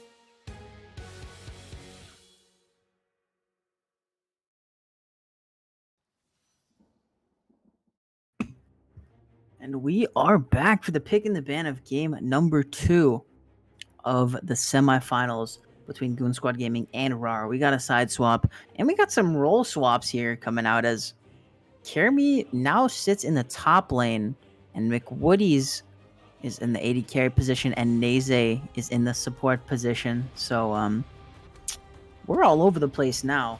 But some bans are coming through here. Rek'Sai, Maokai, and Seraphine taken off the table by GSG. Gangplank, Lux, and Twitch taken off the table by rawr. And, you know, Misfortune gets to do it again, and it looks like GSG can just blue one this Misfortune. I mean, rawr was more scared of potential blue one by GSG this time, that they opt to ban it away, but GSG obviously very scared of the Maokai. Maokai, broken champion, by the way. Yeah. So, What about Aatrox? also broken champion, very well could have been blue one, but instead, Oh. see Misfortune, instant Caitlyn and Sejuani Yeah. locked in. Yep. Sejuani banned out in game number 1, but GSG does forfeit that pick in exchange for the Maokai ban. And, you know, the common pick that you see into Sejuani is this Trundle, and that's what's being hovered by GSG, and seems good to me. I mean, I like this pick. I mean, that's how you make the Sejuani basically go negative MR and MR, or armor and MR. Yeah, exactly. While the passive is up, and that is what we see locked in. Again, let's always preface this with a certain era of doubts, but probably going to Timic. I don't know, though, quite frankly. I mean, Because it still I think could be it's going to kind of depend on where the Sejuani goes. Yeah, Exactly. I think it'll just follow the Sejuani around, and Nautilus currently, going to get locked in here for Willow, and another engaged champ with a lot of CC that can lock down a target while Misfortune, rains damage over them. And I think Ryan needs to be a little careful here. They did swap up the bot lane, but if they aren't playing Janna, this is a pick that, again, is going to keep trying to force to make these plays happen, and can quite effectively do so. Yeah, and I think the Janna was actually a really good pick for last game. It did a lot of work. And I don't like it. Yeah, but it is going to be a different support now. So, if I remember correctly, Naze played a long time ago and on a different name, and was just playing like a bunch of Amumu support. But maybe I'm remembering that wrong. But that's what I remember of this player. But Vlad locked in here, I would assume for mid lane. Yeah, it should be to Turk. Played a couple good handful nice. of games. Hey, get out of the stream. Yep, focus on draft. Yeah, what the heck? Ghosting the stream? Redder, Do you need input? Do you need help in draft? you guys need us to draft for you? Draft Alawi on 4. It's unbeatable. But Yeah, Alawi What 4 is beatable? Alawi Red 4 is pretty good. what is beatable, I think, is Vladimir. I'm surprised to see this blind picked. Obviously, Yeah. a handful of games on the pick, but I still think a little dubious. I think it's pretty easy to punish early, but if it's allowed the space to get to late game, it can be an absolute menace. I mean, you see the Vlad 1v5 plays where they're just one-shotting the entire team and healing back to full. So we'll see if that comes out in this game, but second stages of bans coming through here. Shyvana and Mordekaiser taken off the table by rawr. Why is Shyvana banned away? They didn't. I mean, Timic did put in some crazy work on it. I guess last so. I didn't and think they it don't was the know most exactly where this impactful. Trundle's gonna go. Fair enough. I mean, Timic in one hand 2v5. Okay, they 2v5'd in what could have easily been a 5v5. Like, they didn't have to 2v5. Yeah, but they still did. I guess so. We'll see. I mean, who knows? But either way, Morgana Jack's taken off the table by... Oh! Come on. Just like old times, baby. History repeats itself. We get the Amumu. Amumu Let's jungle. go. No. Sejuani support. No. No, I will not allow it. Oh, okay. Sorry. Ryan said no Mumu support allowed. Take No, that into note. No, Sejuani support. Oh yeah, no Sejuani support. Take that into note. It's gonna be Sejuani top. Okay. Man, this Oh. both these comps are giving me whiplash. I'm not ready. Oh. I don't even know what this last pick is gonna be. It's gonna be jungle. No, it's gonna be. Yeah, it's jungle. You know why it's jungle? Because they picked Kled, which means that they know that the Sejuani is going jungle. I mean, you could. Yeah, actually, no. That's the matchup sounds really bad for Sejuani. Or it sounds hard. Yeah, and we'll see. Last pick, Shen. That works. There we go. Shen rounds out the composition for rawr here, and you know what I'm noticing is they don't have too much damage on this rawr team. I mean, yeah, Caitlyn is one of those champions where it's hard to deal out like a ton of damage. Obviously, you will do damage as you scale up, but it's difficult to do so. And Vlad, like you said, needs to get to that later stage. So if GSG gets the ball rolling early enough, then it's gonna be rough. Yeah, but you know that does beg the question. We saw GSG have a little bit of stumbles in the mid to late game of game number 1. So you know, will we see those come through again, or is that something that maybe has been fixed or has been at least talked over in the post game after that? But we get to take a look at our pro comps pre-game analysis here and kind of what we're expecting here. You can see the scaling that comes through from that Vladimir pick for rawr. Yeah, I mean, definitely doing a lot of the heavy lifting into the late game, and the rest of the members are just buying space, buying time. Caitlyn can even put down traps, try to buy space. I mean, eventually you won't need space because Vlad will be in the middle of 5 people, dropping damage. But regardless, still on GSG to actually make something happen early. They don't scale quite as well, and to try to get these picks. Yeah, absolutely. And you know, when looking at GSG, they have a lot of potential in the side lane with the Kled, who, you know, wait a minute. Oh, it's Kled mid. Our producer's yelling at us. I'm not listening to the He's producer. constantly talking, and he expects us to try to piece together one thing when we're just trying to have a conversation. He's 5 years away from the microphone. He's in the next room, thinking that we can hear him. It's just crazy. It is just crazy, but I mean, he was wrong. He was telling us it was Kled top, anyways. It's only magical girls, of course. This is a pocket pick. Wait, it's Shen mid. Wait. I mean, you can easily move that around. Whoa. I mean, you want the Shen to follow the Kled, right? Yeah, probably. Yeah. I think so. You know, a key game style tactic that I'm seeing for the GSG Iota composition is that last one. Communication is important. And for everyone playing, ain't that the truth? You gotta communicate with your team. Except if you are playing solo queue, full mute all, mute pings, mute chat. You don't need that communication. I used to do that. That's how you get chat restricted. Yeah, communication in solo queue gets you banned. Communication in competitive is important. Yeah. But I mean, we do know the X stands for tunnel in MXL, so that's probably where the producer is. And thank you, Phil. Yeah, that's a good call. Thank you for pointing that out. Game 2. Wow. What are you guys? Let us know what you guys got. Who you guys got in the chat here? And our producers, Iota. You got rawr.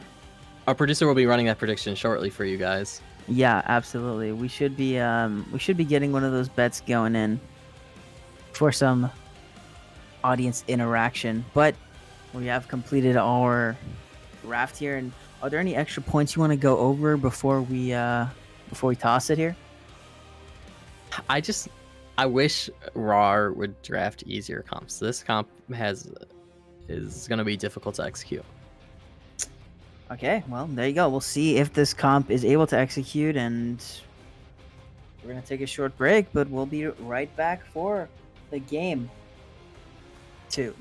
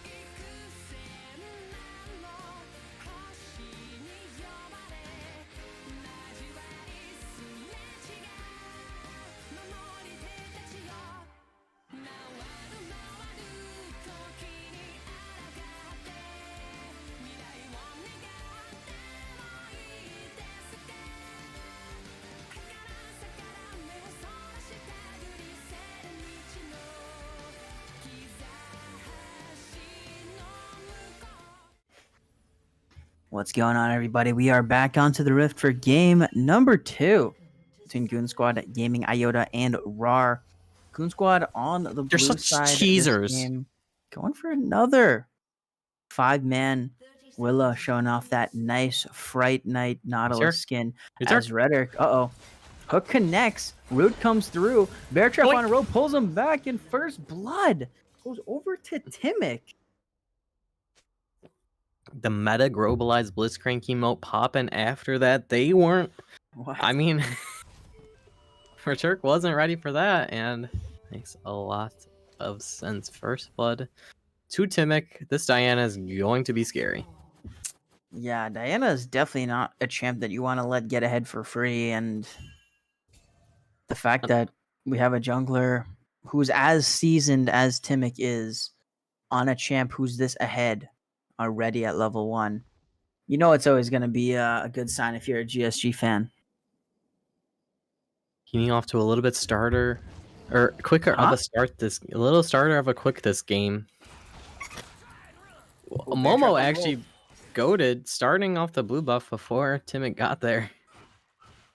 Very helpful. Now we're actually seeing a full mirrored start. Both these junglers on their blue buffs. We'll see some more aggression put down towards Willow in this bottom lane. I mean, Willow making it happen on these engaged supports. Yeah, absolutely. And has the Nautilus. We get to see it again here. Double Fright Fest skins, I'm realizing now. Trundle and the Nautilus, or GSG. Those skins are so good. Little Skinnergy coming out. I do think one of the chromas for the Trundle looks very weird. Where's the level 2 coming in? Early level 2 off of this minion. Well, that's like normal level 2. Okay, never mind. It's, well, the other, you know, rawr's bot lane isn't level 2 yet. And here we go. Hook lands onto McWoody's. McWoody's has to flash away. One hand following up with the flash. Heal, burn his whole auto is enough. And boom. One hand finds the kill there. And oh, man.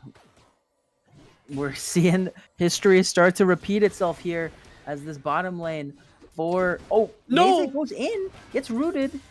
Oh, no, it doesn't have... There's no damage.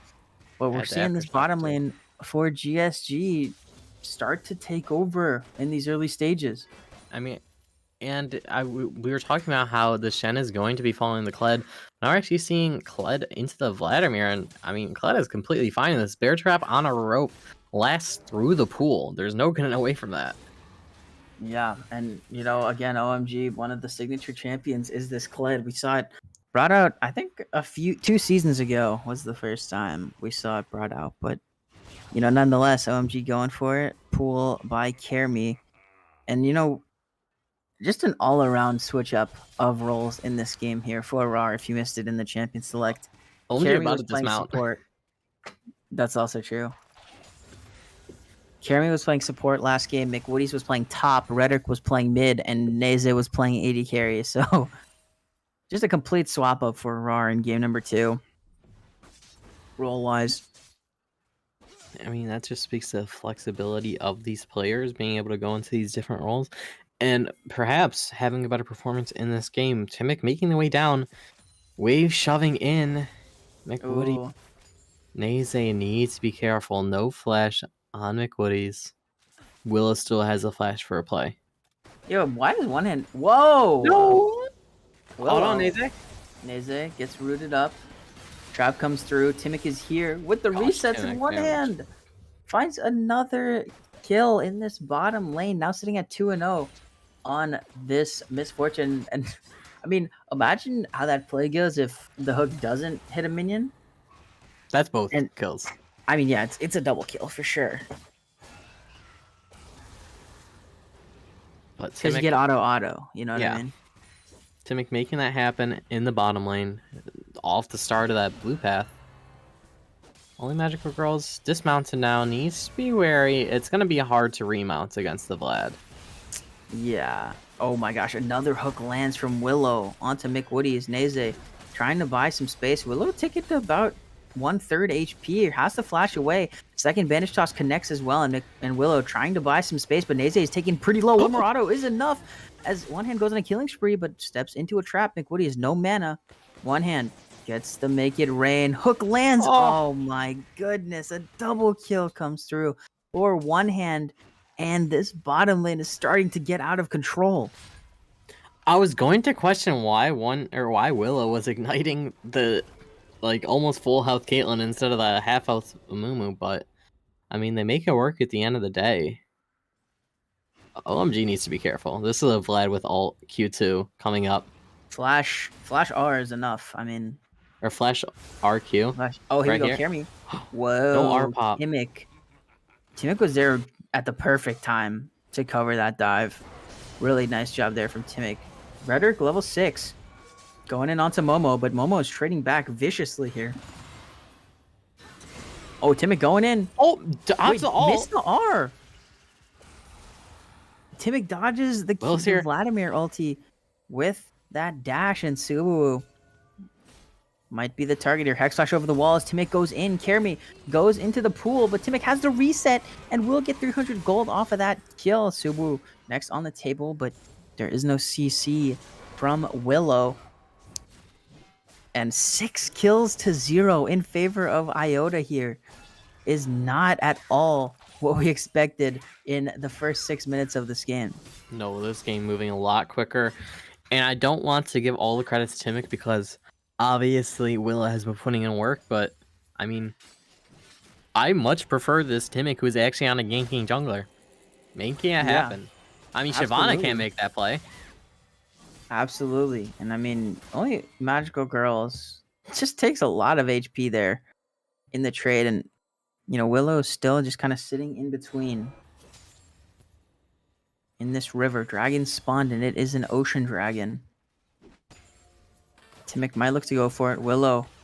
Ooh, connects with the hook. McWoody's no flash, doesn't heal, and it will be utilized, but Neze with that exhaust gonna buy some time, take some damage away from one hand, but one hand still firing away.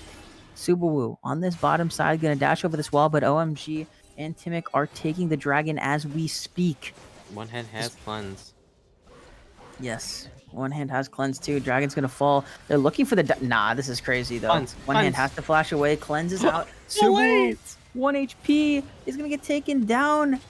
And only OMG into the back from under the tower, behind the tower even. Whoa! Flash is burned all around, but nonetheless, 2 kills traded back there as Subaru and Neze will fall.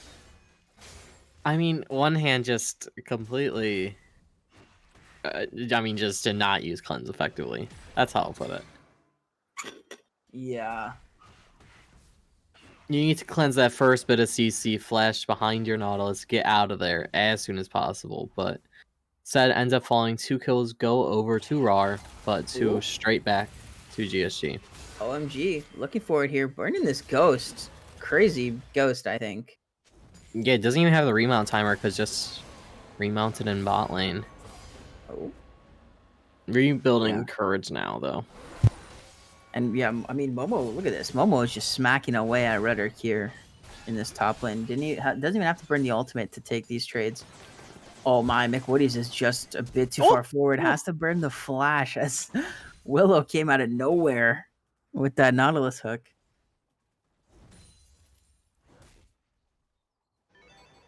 And now, it's once again a very dangerous game for McWoody. Any misstep, any mistake can and will be their death. Yep, and under the tower. Under the tower gets rooted up. Bullet time over the top with the death charge combination is enough to take down McWoody's. And Momo is back to full HP pretty much. Now threatening this tower, gets taunted under. Takes 3 tower shots. It's not worth the plate. And the gold is even. I mean, the health is even now. Big V gold advantage sitting at 3k. Herald up. Momo a little low, but has the ultimate. Nah, Pop the ult. Oh, going in.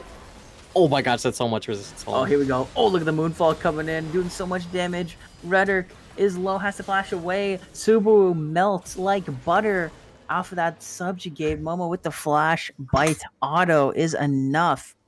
And that's going to be 2 kills going over to Goon Squad. And this Herald going to get started back up. That was the subjugate onto a Sejuani with Aftershock and passive going. That is so many resistances that are being stolen and then additionally lost for the Sejuani. So the Sejuani, like you said, like warm butter, not standing up. Oh my gosh, one hand? Dodges out of that first sad mummy Q. up. Second Q, Curse of the Sad Mummies available, will be utilized. Exhaust. Bam. Wow, wow. Almost killed them, actually. Almost traded back a double kill there. That was crazy. But why are you up that far is my question. Uh-oh. Bye, Caitlyn. Charge! OMG. Oh, Bear Trap Runner up connects. Get the pullback. Curse or Stand United comes in. OMG. Oh, with the gun. Get the strap. OMG's got the strap on him. Takes out. Finds the double kill there. Timic going in. Onto Kermi. Gets the pull out. Timic does not seem like he wants to go forward more. Oh, the flash. Not the flash. The double E reset following in the flash from Kermi. Moonfall is now coming over the top. Subaru trying to find the damage back. Q. Auto, it will be instead. And the Triumph proc saves Timic. Oh, man. What a game, man. What a game. I mean, Timic's just 10 stack Darksteel. Should just backing at the Magi's. And McWoody is a couple seconds from death. How about Neze? Neze looks like he's a couple seconds from death. There's Timic goes godlike on this Diana. 16-3 in favor of Goon Squad. And you have to wonder, is this role swap proving to be detrimental to rawr right now? It seems so. I mean, just across the board, you don't have that strong support counter pick, so Willow can just go in unimpeded. And Timic is on something that can actually get out there and gank. Yeah, second dragon on the table now is the Hex Tech. That Herald has been spawned and the bot lane tower has been taken. First tower is gone. The gold lead, courtesy of Big B, has extended to 7,000, and they're up. And GSG's up 2 dragons right now. And you know what? The Cloud winds quicken. You know, I forgot to mention game 1 we had the Mountains harden. Where the Mountains did harden last game. But now, Willow, normal flash. normal flash depth charge is gonna come through. Curse of Sad Mummy is gonna stun up. One hand cleanse is utilized, and we'll be able to take down Naze. McWoody's running for the hills here. It's actually worth gold now, by the way, because of that reset. When one hand died, but a double kill comes through for one hand, and that's 2 more kills in the pocket of this Misfortune, sitting now at 7-2-2. Got the Berserkers and that Kraken Slayer completed, and is now sitting on 2,300 gold. Oh my. I mean, after last game, you put up a good fight. If you were rawr, you put up a good fight. You made it work. This game, you just got to go back to the drawing board. You don't have to. I mean, obviously, it's semis. You can't really afford to lose, but you still have a little bit of leeway. One more game you can give. Momo. Nice gank. Frozen Tomb comes out here. Momo, with that subjugate, is going to get a lot of those resistances, able to just walk it on out. No problem.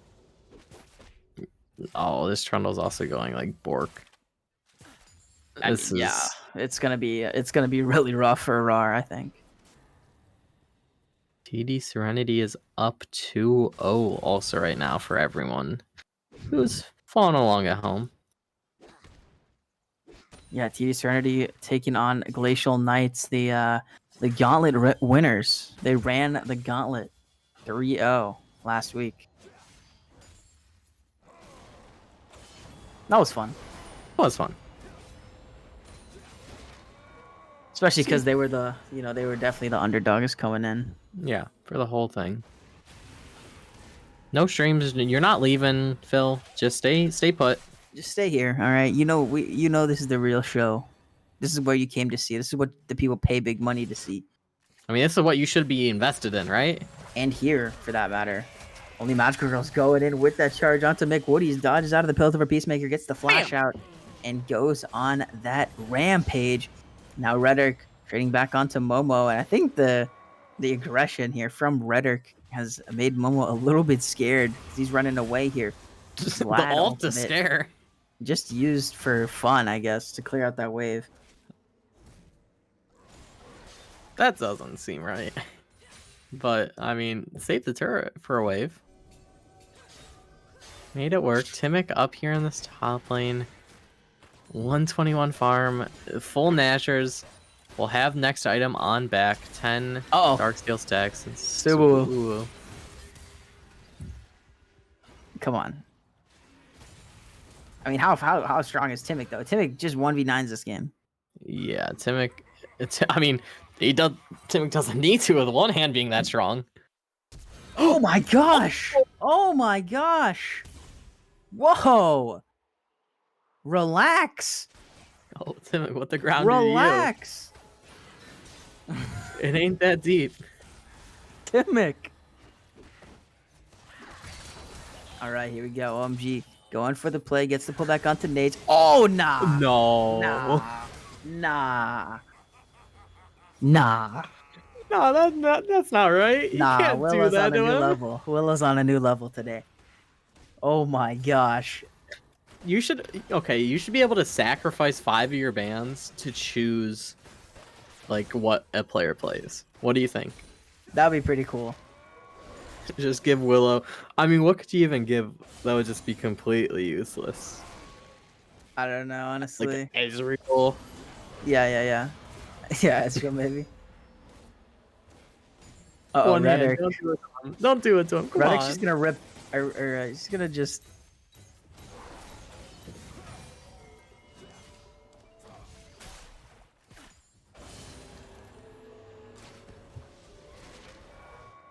I was gonna say one hand's just gonna open it up with bullet time. I was ready. I was ready for it too. Oh no. McWoody's. This has happened too much. McWoody's. Why? Oh, wait a minute. Stand United. OMG. And Frozen or Glacial Prison gonna save the life of the rawr AD carry. 2 ultimates I play. burned, and and gets the flash out of OMG too. Oh, So. Timic. No flash. Oh, here we go. Timic wants to smoke here. Has the Moonfall available. Rhetoric misses the taunt in with getting kited out. Timic going in, gets the kill, goes legendary. Moonfall should be coming in now onto 3 members. The shutdown comes through. Bullet time over the top's doing a lot of damage as Neze taking a 1 HP. The rest of the team has to flash away as Rhetoric's going to get pulled back. Bear trap on a rope. Another hook lands from Willow. Subaru will fall. And the last member standing is Care Me, and they have to be careful for themselves here. But GSG turns back onto this dragon, and they win the fight 4v5. I mean, at least Timic got the int out of the way before they bought the Magi's. Needs to happen. You're probably gonna die once, at least. But, I mean, just clean stuff overall. A little greedy path from Timic. Got caught out in the middle. rawr got the kill at least, but still very, very rough. But what I want to say about that bot play, I really do not like how only Magical Girls is using the Clut E. Instead of waiting, just the insta double tap. Yeah. Definitely losing a bit of potential there. But regardless. Momo was stutter stepping on him. Did you see that? Hey, he has this time. Has a full item. Hasn't gotten involved in really much of any of the big fights. Yeah. But Willow does have 66%. 66% KP right now. Not bad. Not bad. Pretty good, I'd say. Oh, here we go. OMG. Looking onto Rhetoric here. Gets the Conqueror.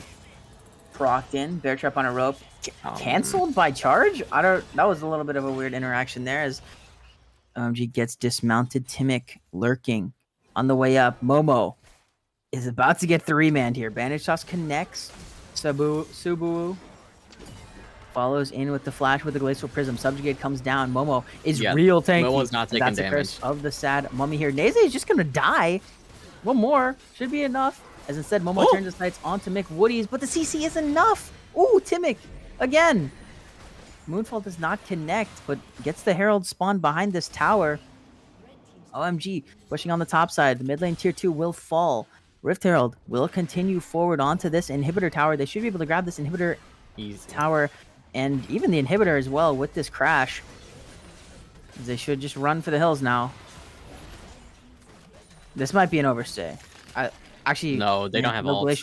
They can't get there. No ulties.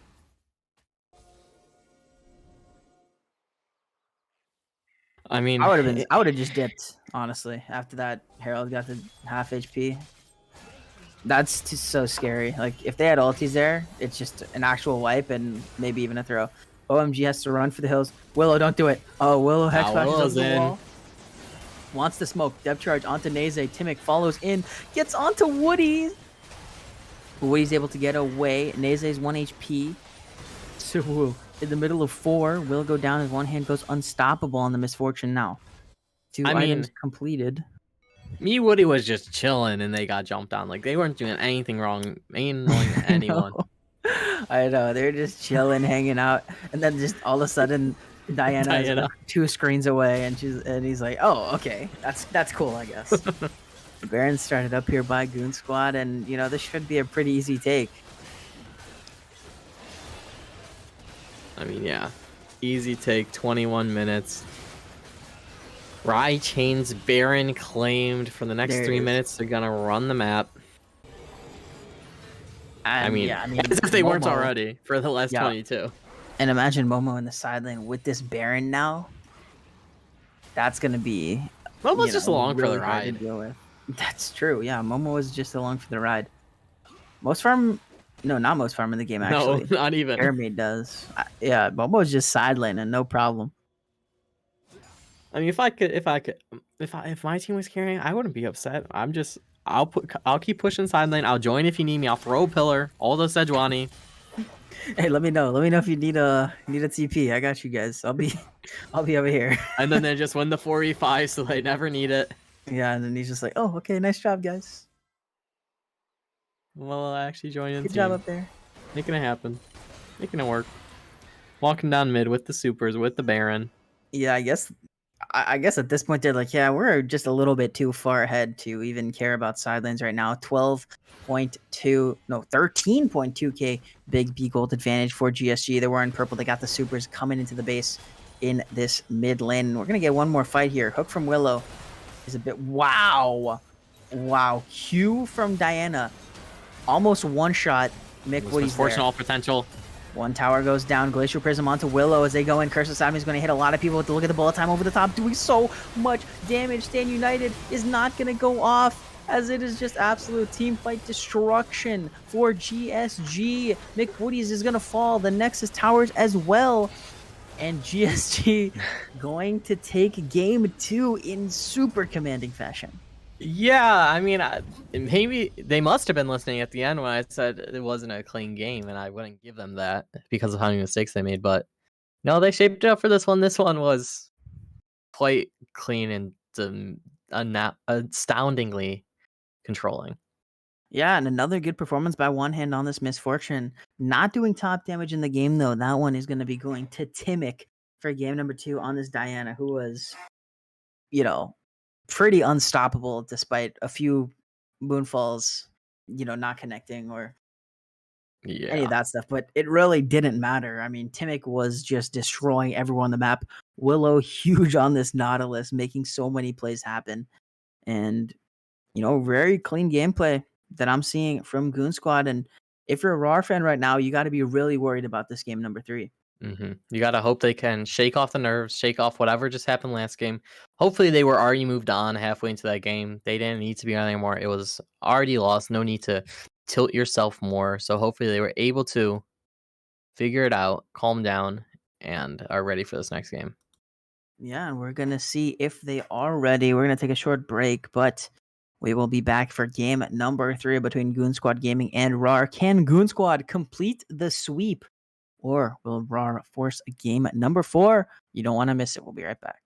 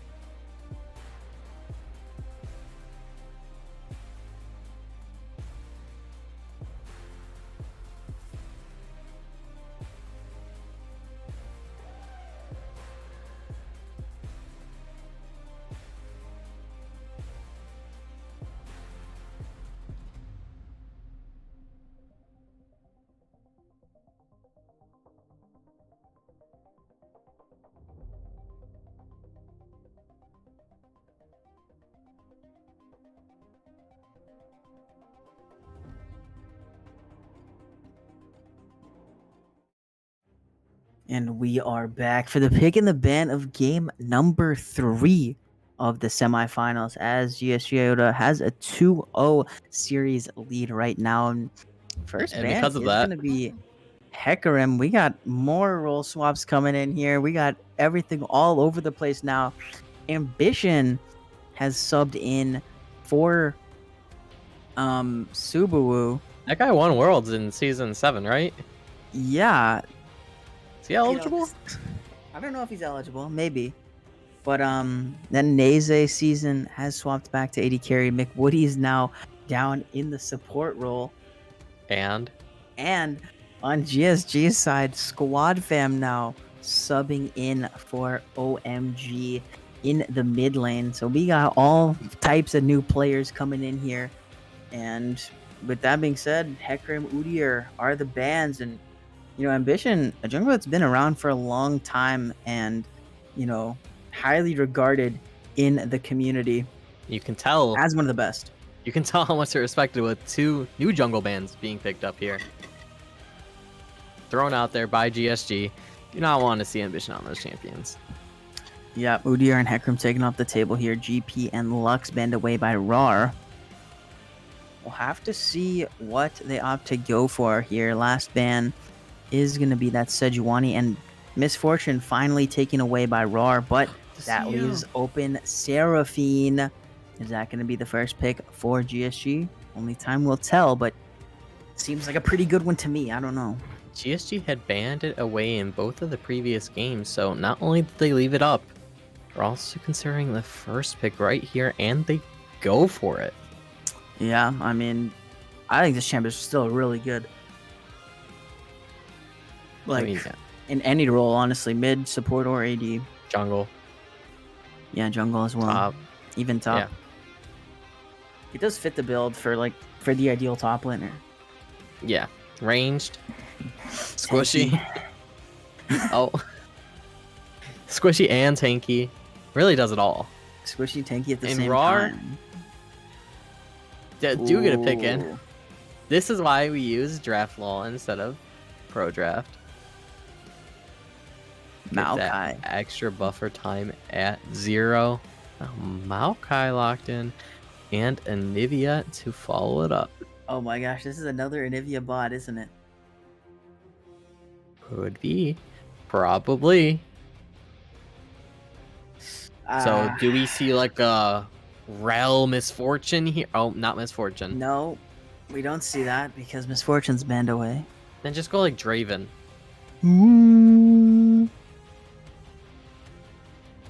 That's me So- calling the Forge God. Oh. Is he coming? He's on the way. Making sure nothing bursts through my walls. What if I had stood up that bit to where I was cracks like, you through know my what? walls. If someone picks Ornn, on the off chance that we get an Ornn pick in this series, I'm gonna have the Kool-Aid man just burst through your wall. I'm gonna do that.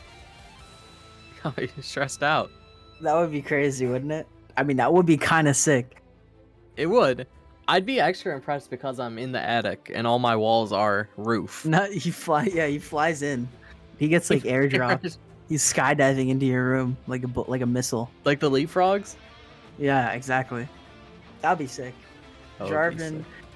is the blue 3 pick here for GSG, and you know, we got top and we got jungle picked up. The We need Seraphine still, damage. yeah, the Seraphine still has the ability to be flexed around a little bit, but a lot of the times, you know, when I see Seraphine, I'm thinking picking bruisers, picking champions that want to get in there, and as long as you can keep them alive, then they'll go crazy. We haven't gotten any of that yet on GSG, but only time will tell. Graves, the 3rd pick for rawr here. Pretty strong jungler, if not put behind. Yeah, I mean, I think this Graves has the opportunity to, if GSG don't pick enough damage, just basically stay alive forever. Yeah, Yeah, absolutely. That's the scary bit. That is the scary part. Janna, Twitch, Oriana taking off the table here. One more ban for GSG Iota. Do want to give a shout out. Thank you, dude. Caleb, welcome. We appreciate the love. Hope you're enjoying so far. But you know, we're just trying to give you guys some entertainment. That's all it comes down to here. Last ban for Goon Squad. What's it gonna be? As Zero Wait, clicks, it's Poppy. Oh my gosh, they're What doubling the heck is down. They're happening? making What is sure. happening? What is happening? Wait, why are we getting Renata? Snap picked. That okay. It kind of does make sense. Like we see with GSG, they're banning the Janna and the Poppy to try to, because those things are going to like prevent the engage. They're going to stop the jumps in, either be the Ornn or the Jarvan and the Rel that we're going to see right here. But Renata can still do some of that by throwing down the hostile takeover. I mean, yeah, like if you can get these big Renata ultis, it's gonna be on McWoody's. And you know what I'm seeing right now? McWoody's has the Renata icon on. So they are probably playing the Renata. I'm just saying, I don't think we're gonna Renata top, but also I just don't see damage in this composition for Silas ain't it. GSG. I don't think Silas is enough. But you have to remember, it's squad fam. In the mid lane now. It's true. So maybe This is it, true. maybe it's a player buff. It's a player damage buff. You know, like in ARAM, how like some champions get like 10% damage buff. Yeah, maybe that's the squad fam buff. We'll see.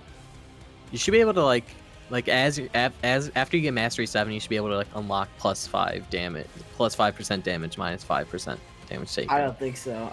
That'll go crazy. I don't think so, dude. That would be too much for the one tricks. The one tricks would be too crazy. It would be too powerful with that one. Plus 200% damage. Yeah, like 1 million point mastery. Like you just keep stacking on.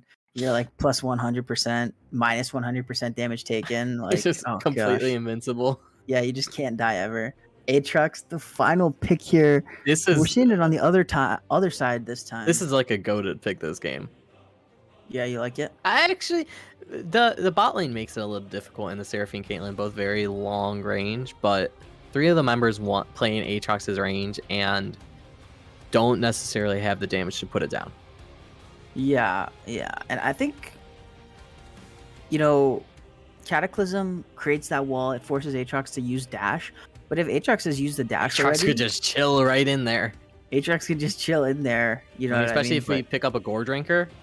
Yeah, it depends on what the build is going to be. If it's that lethality centered Eclipse build like we saw in game number 1, a little bit, harder to take, or a little bit easier to take down in that Cataclysm. But if it's Gore Drinker, I mean, Aatrox is so happy to just sit in the middle of them for an eternity, quite frankly.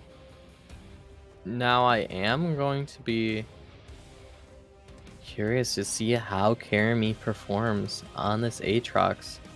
No games played on this season, unless Karami is. Oh, sorry, one game on the season. Okay, it was a loss, but what was the KD? KD was 6, 5, and 13. Okay, not bad. I mean, still putting in work. See how they actually perform. It could also be Karami. Oh, we're saying Anivia bot. I forgot already. It's a Nivea bot, dude. Oh my gosh, I forgot about like half the picks on their team, and it's just giving me a headache thinking about them again. Who's gonna get the hostile takeover in these fights? Or who's gonna get the bailout? That's it. I mean, Graves, of course. Uh-oh. What? I got trying to reconnect on my client, but we have a... Oh, it's just me. It's just you. I'm good. And my producer is goated anyway, so he has the stream open, so regardless of what happens, we're chilling. We have a little bit of a delay right now. We got told, never mind, we're ready for the game, so... Yeah, it said, yeah, we're good. Wait, actually, we're not. Okay. Potty break. Gotcha. Potty break. Well, I'm back. I guess that gives me time to go, so I'll be right back. What?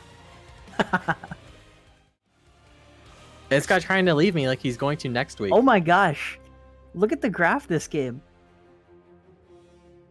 I'm waiting for the graph.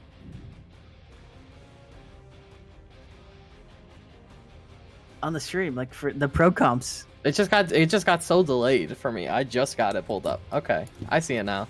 Why? It's so big. Yeah, they're really good at what they do. I have never seen in all of my years of using pro comps as a Has it been drafting out for tool. years? In my year of using pro comps as There you go. the primary drafting tool, I have never seen a graph that has like each of the teams like this extended. Usually it's just like the first or the second ring, but these guys they're all the way out to the edge this game. And for the side of rawr in multiple points, I mean, siege, protect, and split. I guess they do all that insanely. Yeah, I know, and there you go. I mean, pretty interesting enough to see, and it is going to be all on this Aatrox, to be that menace in the side lane. And Ornn is not really the champ to match Aatrox in the side lane. You don't really have any kill pressure. But wait a minute, what if we send the Sylas into the top lane? Then can you match the Aatrox? No, not really. Still, I don't think so. No, yeah, no. The answer is still no. But oh my gosh, but squad fans taking the. Wait a minute, it's Aatrox Willow? bot? No, it's Ornn bot. Ornn support. Ornn bot? Ornn support? What the heck? What the? And Graves. Wait, I just realized it was Graves mid. Nah, bro, what is happening here? Hey, maybe they're just like out of order. They just chose the wrong champions and the wrong summoner spells and the wrong player names. Like, maybe it's just messed up. That's what I want to believe until maybe they're not in. They're not in LCS order, perhaps. No, I don't know. They both said they were. That's the problem. Well, interestingly enough, we do check out the scaling of these teams, and you see that GSG has the advantage there, just to the fact of Seraphine. Yeah, it is a slight advantage, and with rawr, they're kind of just getting better linearly, just a little bit as the game goes on. So. Very Both true. of these teams ready to get to that late game, and we'll see how this Graves versus Seraphine lane works. I think if Squad Fam has any missteps at all, Rhetoric is going to be able to just take over the game. I mean, I feel, if this Graves just go... I think anti-heal is going to be so important for the side of GSG. I mean, both the Graves, Maokai, and Aatrox are going to be healing. They're going to be trying to make these fights last forever so that the Anivia can pump out damage. And Renata is just going to keep the first person who dies back alive. So it's on GSG to actually make it work, get these kills quick. And I mean, Jarvan, for Timic, that's a good early ganking jungler. So will we see another early play? It's a little harder. They don't have a hook this time. They don't have the rel. But they still might look for it with the potential Sylas. Will we see rawr fall for that? Or will they maybe be a little bit more prepared, more protected, and ready for this game? Only time will tell, but we're going to take a short break, and we will be on to the Rift for game number 3 of the semifinals. Will GSG Iota take it in 3, or will rawr push a game 4? We'll be right back.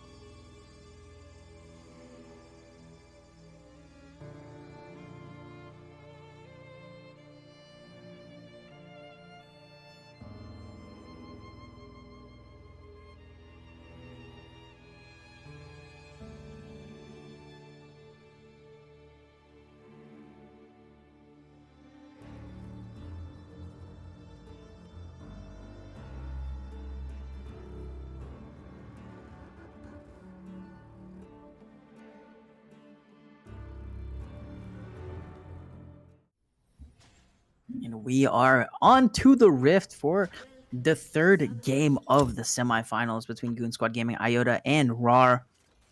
As we got Goon Squad on the blue side, rawr on the red side. Once again, similar to game number 2, and a 5 stack from rawr here. They're Looks ready like for they're it. learning. Yeah, they're learning, as Goon Squad had looked for that 5-man invade twice before, but no action to be had. And taking a look at the rosters, we got Momo in the top lane. On the Silas for Goon Squad, Timic in the jungle on the Jarvan, Squad Fam making the sub in on the Seraphine in the mid lane, and one hand, and Willow rounding out with the Caitlyn and the Ornn. And for the side of rawr, we have Kermit on Aatrox in the top lane. Ambition coming back from Samsung Galaxy to rock the Maokai in the jungle. Returk on Graves in the mid lane, and in the bot lane we have a Nivea and Renata Glass, piloted by Naze and McWoodies. Renata Glask. That's her name. Did you know that? Like, it's not just Renata. Yeah, I know. It's so weird. I think it's weird as well. I Like- mean, they explained it, but like, yeah, it ain't that deep. The weirdest thing is, like, also Squad Fam first 3 CS obtained. Oh, that's the bar we Perfect have. CS. We don't have. That's how low the bar is. I'm just saying what's happening. I'm just calling it out. Oh, missed one though. It's because you called it. You called attention to it. Yeah, my bad. He knew in 3 minutes from when he farmed that you would be calling it out. It's weird though, because like you don't see other chimps that have like 2 names just only referred to as like 1 name. You know what I mean? Like, I mean, but you More, don't say. Tom Kench is more. Yeah, like you say Tom Kench. Like, I feel like more people say Tom Kench than just Tom. You know what I mean? Like Sarah Fortune, No. Caitlyn, Kiraman or something. Kiraman. Well, yeah, that's only from Arcane. No, she was known as that anyways. But Timic No. on I mean, the no J4. one called her that. What? Yeah, early gank onto. Whoa. Okay. Camry with a little swoop and slide out of there. I mean, that's a really good dodge, right off of that.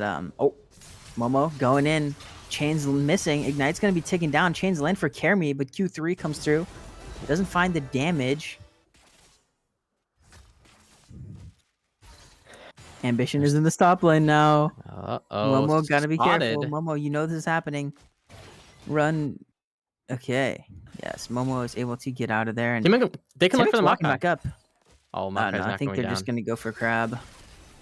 Ooh. One hand gets caught by the Renata stun. McWoodies and Naze trading a lot of damage back, and Ambition is in trouble here, taken pretty low as Momo's first on the rotation. Ambition has to flash away. Timic's We'll see position against that wall, like, he is about to flash. I know, Timic looked for it. He was ready. I thought he was going to go in, to be honest with you. That would have been crazy. Ooh, Momo. Slipping and sliding. Silas is such a fun champion. Yeah. Silas is cool. Silas, last name. Unchained. Oh, Jarvan the 4th, Yeah. last Oh, name. no, didn't get the knockup.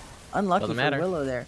But here we go. Damage traded back here. Naze getting a lot of damage onto one hand. One hand able to trade it back. But oh, here we go. Gank in the mid lane. Timic onto Redder.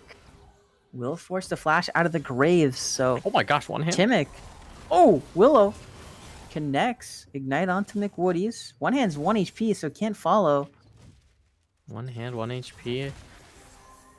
I just realized how the bailout does not have a lot of value for like the actual stats this game. Obviously, the bailout itself is still insane, but like, Yeah, no, not really attack speed. Like, attack speed isn't too prevalent in this game besides like Aatrox and do you know what else it gives? No looking. Move speed? Yep. Move speed, same as attack speed. Yeah. But I do like from Squad Fan early tier pickup, not delaying until 20 minutes. Getting Yeah, it that out is there nice good. and early. And it's already at 96, so you know. Yeah. Early Oh, stacking. I think he you started probably with started it. with it, right? Yeah. Well, it's already at 96 nonetheless. So, Nonetheless. 1/4 of the way there. But I do. You talked about it in the champion select here that Grievous wounds are going to be crucial for this team. And Oh, please don't rush it. Let's be honest with ourselves. We do not need it first item. yeah. But what I'm saying is, I would assume Squad Fam is going to just rock that Chem Punk, Yeah. and it is going to be Omega value for this entire team. I mean, that's really all the Grievous wounds you need is on this Seraphine. Yeah, I mean, it is just an insane item, and with the method to so easily apply it in the Seraphine, you won't really have to spend your gold anywhere else. Especially the Seraphine, mid lane, sure, but still gonna be relatively low econ. Momo needs to be a bit careful. Ambition Spotted back up in this Ambition. top lane, yeah. Unfortunately for Ambition, hasn't been able to make anything happen in this early game. Timic already blowing 2 flashes, one of Ambition and one of Rhetoric, so definitely more impactful plays coming out from Timic so far, and is up a camp. Look at the roam up from Squad Fam for this ward. That is the deepest mid lane roam I've ever seen in my life. But maybe it's going for a Oh, play no, on in the this Licky. bottom lane. Here we go. Has the Oh, encore just- available.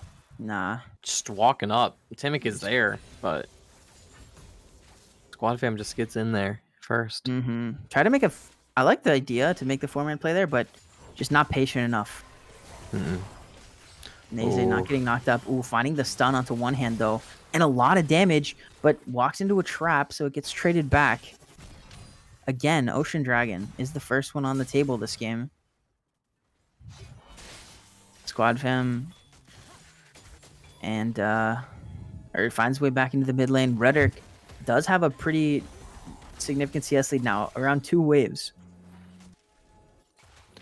Round 2 waves, and Oh no, they really did Momo dirty right there. Yeah, they brother, really did Momo dirty. producer on the cam panning up to that. Just a little Right when he misses the cannon. disrespectful. That's messed up. But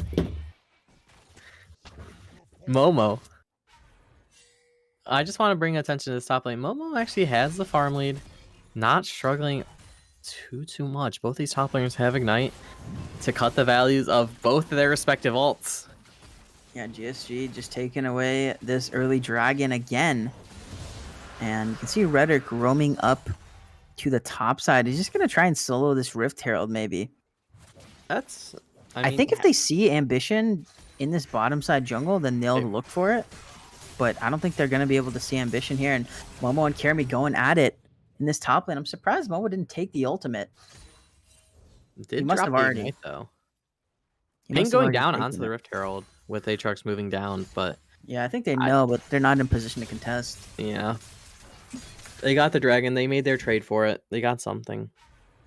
Yeah, and actually the gold lead is in favor right now. There's basically no gold lead, but for a moment it's in favor, actually. What the heck? I think that was an accidental Rift Herald spawn. Oh, I didn't even realize it got spawned. Yeah, surely accidental. I mean, why would... But free why would Richard- 320. Free Sure. 320 for Rhetoric though, so Why would they... maybe it's not accidental and he just wanted the gold. could have wanted the goal. Well, I mean, drop it in your own lane at least. Be selfish. I know. Something looking at this bot lane again. Ornn, this Ornn is gonna be very low econ. You still get the value from hitting your Ornn items, obviously. That doesn't cost any money anymore. But you're not gonna be hitting those levels for so long. You are a support. Yeah, that's the one concern about the Ornn support here is that there's so much value that comes through from the actual Ornn items once you hit level 14 and on, and it's going to be really hard for Willow to actually get that XP, I feel. Yeah, I mean, Willow, I'm almost ready to just count those as a non-factor in this game, but still it's passive to try to build some items. One hand does have a pretty significant CS lead, though, in this bottom lane. Here we go. Ornhorn Think. Whoa! Insane wall from Neze. Double stun. Neze though gonna be taken into egg form with the flash coming through. Trap will be able to secure this kill, and first blood goes over to one hand. And Willow in this bottom lane. Timic is here too. I mean, they were fully covered on this play. We're fully covered, but still made it work themselves. I mean, I thought Willow still got the dash off. I didn't think it would be the difference between the ult hitting or not. Oh! Kermie missed Q3 because of the chain pullback. Oh! Ace in the hole, not enough. Not enough to take out McWoody's, but so much priority now in this bottom lane for Goon Squad Gaming. Picking up that first blood, getting this wave crashed as well. Caitlyn, feeling good right now. Still not the richest in the game. That title goes over to Red Urk, but nonetheless does have that Gale Force completed now and should be feeling pretty good in this early game. I mean, Red Urk, full Eclipse, going for that lethality, still getting a lot of that healing potential. It's going to be very scary. I mean, free farming without any contest to this game. Yeah, I mean, when you get a Graves that's able to just free farm like this, it is so scary to play against. So, oh, wait a minute. Timic over the wall, finds a knockup onto McWoody's, gets the flash out of the support. Negative Momo damage. And going at it again, yeah. Not too much damage here yet. Ambition on this gank, though, with the ultimate. Gets the root down. Momo trying to turn it around with the ultimate from Aatrox, but the Q3 is too much. If Momo had flashed the Q3 or hit the E, it would have definitely been the turnaround and probably could have 2v1 there. That was insanely close. Just a little bit. Just a little wide. But first kill going over. First kill for them of the game going over to rawr. About a 500 gold lead. Not super impactful, but just a culmination of that mid lane and top lane gold advance or farm leads. Oh, Willow is such a menace.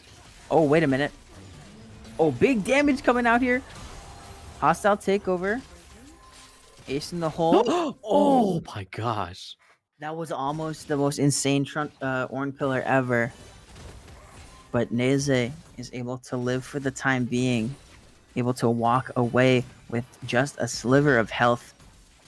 And this dragon spawning in 2 seconds should go over to Goon Squad here with the with the bot laner from rawr having to reset. And for the other series, for those of you interested, it does go 3-0 towards TD Serenity. So Glacial, even after the run in the gauntlet, unfortunately fall, but a good run no less. Second dragon of the game picked up by Goon Squad Gaming. Iota, they now sit at 2, and the Cloud wins quicken once again on the Rift here. So potential Cloud Soul opportunities for game number 3 once again.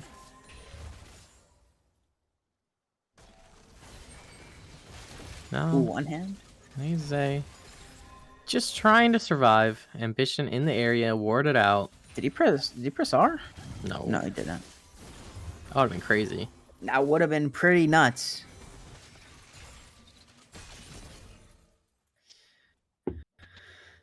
I mean, you can feel the elimination game stress on the line. Yeah, absolutely. Not much action going on here. You know, we saw in game number 2, it was a 6,000 gold differential, right? And at what, 16 minutes, 15 minutes, whatever. This game, gold is less than 1,000 difference at 15. It's been 2 kills total, right? So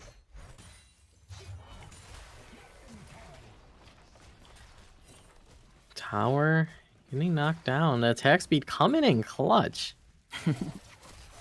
I mean, I think they could just go for an ulti here. Ooh, second Rift Herald on the table, started up by rawr. We'll see if this is sniffed out, and it's actually numbers in favor of GSG here. Ambition. Oh, nice 2-person charm from Squad Fam. Rhetoric flashing away from the Cataclysm. Timic forgetting that you can put the walls down, I think. And now Momo is going to fall here. Squad Fam trying to keep Timic alive, but Rhetoric is doing so much damage on the side. Timic trying to find one back and will, but right now it's 1 for 2 in favor of rawr. Timic trying to run for the hills, able to get over the wall as they can't follow him over though, and it's going to be a 1 for 3 in favor of rawr. That's a big play for them, but One Hand has to be careful though. Gale Force used. The juke. Here we go. Ornhorn has been called. Hostile takeover. Hits both. Willow can't find the knockup though. Willow's still just frontlining. Just fronting so hard here as One Hand tried to go back, so. Teams need to be careful. I mean, this is a substantial gold lead for rawr. Or maybe not super substantial, but it's more than they had in the last game. Yeah, absolutely. I mean, it's a 2k Big B gold advantage. Increased even more as that top lane tower is going to fall. But nonetheless, you know, the gold is still nothing crazy. Definitely, I think this is the biggest lead that rawr's had this series, right? It feels like it. I don't know for sure, but I mean, the other games definitely were rough. Were very rough. Yeah, and One Hand and Willow are going to be able to collect this tower in the bottom lane, even up the tower count. Gold lead under 2k now. Still in favor of rawr, and you know, Dragon spawning in a minute 40. I have to think that that's going to be the next big contest that we see. Rhetoric has this mid lane, or has the Rift Herald in the mid lane. Tower doesn't have enough damage yet to pop it, but it is close. But also, do GSG really need to contest this one? They are already up 2. They have that lead. I mean, they can wait to scale a little bit. They are on the back foot right now. Oh, Squad Fam. This In is there. crazy play. Oh, finds Rhetoric with the hits. charm though, with the knockup, Cataclysm, and the root as well. Oh, but Willow gets the shutdown. Flash away from, or by Naze, and with the mid laner dead for rawr, it allows GSG to just run rampant in their jungle. McWoody's has to flash away as well. And GSG now setting up shop in the rawr jungle in this bottom side. Dragon's still 45 away, but they can at least set up vision and gain control. Wait a minute, Ambition. Looking for One Hand, gets the Twisted Advance down. The reinforcements are on the way here as Kermi is going in, gets knocked up. One Hand trying to kite out. Nice trap. Is it enough damage? Yes! Stays alive from the red buff regen, and now Momo is looking for it. Finds the hostile takeover of his own. But there's so much damage coming through from Kermi. Willow flashing forward. Gets the knockup cancel by Q1 from Kermi. And Kermi now trying to turn it around. Squad Fam finding the solo kill mid on Naze. And just an absolute bloodbath just occurred right now. But somehow GSG ends up on top. Rhetoric coming for more. Trying to find it with the flash. Does he have the damage? Yes, a 600 gold shutdown. Goes over to this Graves, and this Dragon started up by Timic. Teleporting from Squad Fam, so Timic will have some support. Needs to hop. Timic will have support, but yeah, you cannot do this without the team there. Squad Fam throwing abilities. They need to be careful now doing this without Ambition there. Yeah, Timic can look to steal here. 2k on the Dragon. Ambition back, Willow back. TP. Oh, that's a really good charm. The Dragon goes over to Ambition, and the fight ensuing after a huge encore, but the wall actually trolls the team. Naze blocks everyone away from following through. You can't actually pull that one down like you can the Jarvan wall. But Dragon going over to the side of rawr, stopping the Dragon stacking. McWoody's has to be careful. Wow, I'm really shocked that they didn't just pull the trigger on McWoody's there. But, you know, with all that being said, it's still a 1k gold difference. rawr picks up a Dragon for themselves. Ooh, Rift Herald dropped in this bottom lane. Twisted Advance comes through for Ambition, but Willow's able to get out of that play. Squad fam has to be careful though. Rhetoric is looking for blood. Has the Rift Herald spawned in this bottom lane? Can look to just one-shot the Seraphine here. Ooh. Each Collateral of those damage. lines. Yeah, each of those keys from Graves, you never know. I like how he just gave up saying it after he said 2 names for it. Yeah, I know. I was right though. It is under the line. Collateral damage is all, but it's okay. We all make mistakes. I didn't make a mistake. Oh, he Yeah, just don't threw alt there. No, I was saying a collateral damage could be enough. Ew. You really think that I would make that simple mistake? Come on. Yeah. You know who I am? What's Maokai's alt called?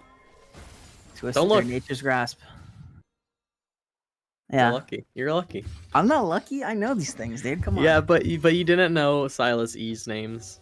Abscond and abduct. Now you know that. Or actually, it's abduct, abscond, isn't it? Or no? I don't know. I think Which one comes first? Oh, Naze though needs to not be coming first here, as the curse of the Ornhorn is called down. Timic going in with the Cataclysm. Hostile takeover, not yet utilized, or actually was utilized by McWoodies, but did not find much success. And the Anivia is dead, which means a 4v5 in favor of Goon Squad for the time being, and they're going to be hitting this mid lane tower. Seraphine is just going to be able to sustain everyone up forever. Kills tied up. Gold is negligible. And this turret should be falling right soon. And Karami needs to be careful as this turret falls. Oh, root it's it up. done. Root up the CC is nice, and the shutdown comes through onto Momo. Collateral damage by Rhetoric is not enough to find Willow, and the gold lead shifts back in Goon Squad's favor. Goon Squad, it looked a little slow in the early game. They were playing, they weren't. I mean, after the explosive game last, they definitely hadn't matched up to that, but slowly, bit by bit, surely, they made their way to a point where they are just immediately 400 gold ahead. One hand needs to be wary. Yo. Naze needs to not take all Naze? these free autos. Oh! One hand gets hooked back in. Squad fam does not have the shielding to keep Oh my one hand gosh. alive. That was a crazy pullback from McWoodies there. Yeah, throw right back over the wall. Just playing a little too far forward. You can't be giving up those mistakes if you are one hand. No, absolutely not. Especially as one of the Fed members of this team. Gold is even. 2 towers to 2. 1 dragon in favor of GSG here. But the next one spawning in 50 seconds. Ooh, a little bit of a misplaced wall there. Not trapping Willow in with the rest of rawr, but 45 seconds on this drag. People are taking resets. I have to imagine that GSG should be walking into this dragon pit pretty soon. Or this river, at least. They Pretty need soon, the but- rest of their team. Yeah. I mean, rawr is first into this play, so... They're first into the river, first able to pick up the vision and gain control. Still rank 1 ult for Willow. The Call of Forge God has an insane cooldown. But still, they are positioning. They made their way into the river. Yeah, Are just pushing back walking rawr. straight in. Oh, Encore huge! And the Call of the Forge God hits 5 people! This is massive damage, but look at the hostile takeover from McWoodies! Huge as well. Timic diving in the back line is going to fall. It's a 2 for 2 so far. As Momo now going in onto Nace. Nace is going to go golden to carry in the back line, going crazy. Momo still diving onto Rhetoric, but gets stunned up. Cannot find the damage. And rawr takes 5 to 2 in this team fight to even up these dragons. I mean, they just went too deep and forgot about killing the Aatrox. Aatrox able to heal back up to full and then some. And able to just do so much damage. That would look so good. But the tail end was so disjointed for the side of GSG, and good response from rawr. Cleaning up, making it work. Oh my gosh, a huge turnaround there from rawr. Able to pick up 5 kills and the dragon off of that play. And yeah, like you said, Kermi able to just run around for free in the backline and take 2 kills with him. I mean, take 2 kills and the dragon. Definitely not what you want to see for GSG. You had the lead for a little bit. Now it's 1.7k Big B gold advantage over towards rawr. Yeah, absolutely. And Rhetoric and Kermi continue to get stronger and stronger on their respective champions. Whoa, Squad Fam is just going in here. Call the Forge God. The root connects. The knockup connects. Oh my gosh, Squad Fam. Turk just completely caught out. And this opens the door for Baron for Goon Squad. Opens door for Baron. I think this is still dangerous at best. It is Kermi, scary. It is pretty insanely scary. strong on the top side. No vision on them. Oh man, you have to watch out for this Hostile flank here. takeover up. Nature's Grasp up. Nature's Grasp utilized. Kermi on the top side. You have to watch this Aatrox. Nice knock up there coming through. Timic with the flag and drag as well, and they're just dead. One shot. Kermi is gonna fall. Naze, the next member, gonna go into egg form, gonna get taken down as well here, and Goon Squad stands strong. McWoody's next on the table, the last member standing, Rhetoric, just respawned. Will have to flash away to safety. I think you can stop chasing, Momo. Your team's getting Baron. Team is not able to take Baron. Need you. actually. They definitely They're need trying. you. They got it. Except Hey, Redemption? Return Nah, is wait. here. This is a Willow Redemption, by the way. Ornn with Redemption. I think that's actually completely fine. I am fine with Oh, that. crazy blast cone. Oh, that blast cone. That was an Omega blast cone right there. Baron And that was secured. a call of the Forge God. Baron secured by GSG, and talk about a back and forth game. Now GSG wearing purple and have a big B gold advantage of 2,000. Right, Chains Baron power play. Growing and growing. They have the position on the map. They can push in these lanes. But just because they won these couple fights doesn't mean rawr is quite out of it yet. Still a lot of pick potential and a very scary Aatrox. Yeah, absolutely. And what was really crucial about that Baron fight is Kermi just got completely one-shot.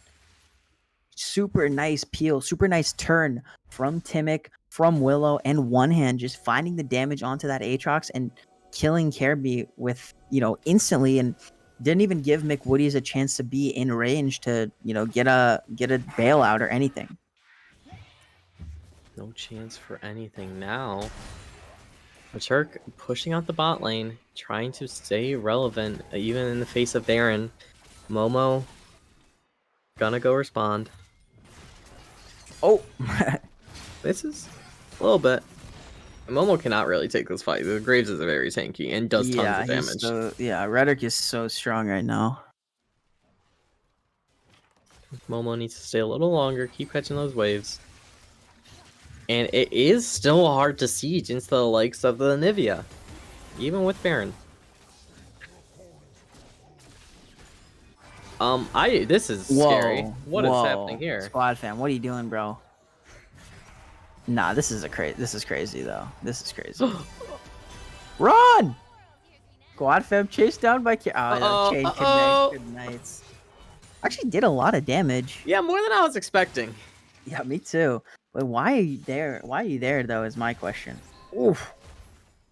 Your team Oh. has Baron. Now Momo sent here up. we go. Momo's looking for it. Has the ultimate available. But wow, look at the damage from Kermi. Look at the healing coming through from Momo. The Q goes whoa! An insane flash there from Kermi to dodge out of Momo and get out. Here we go. Nature's Grasp coming through. Hostile takeover as well here. Dodged out. Willow frontlining it up. Not going to be able to live. Oh! And Momo is going to fall in the side lane. Now 3-kill advantage. Whoa. 3-kill advantage here for rawr, but the gold is still in favor of GSG. Dragon has spawned, which means this is a potential third. Yeah, it will be third mount or cloud dragon.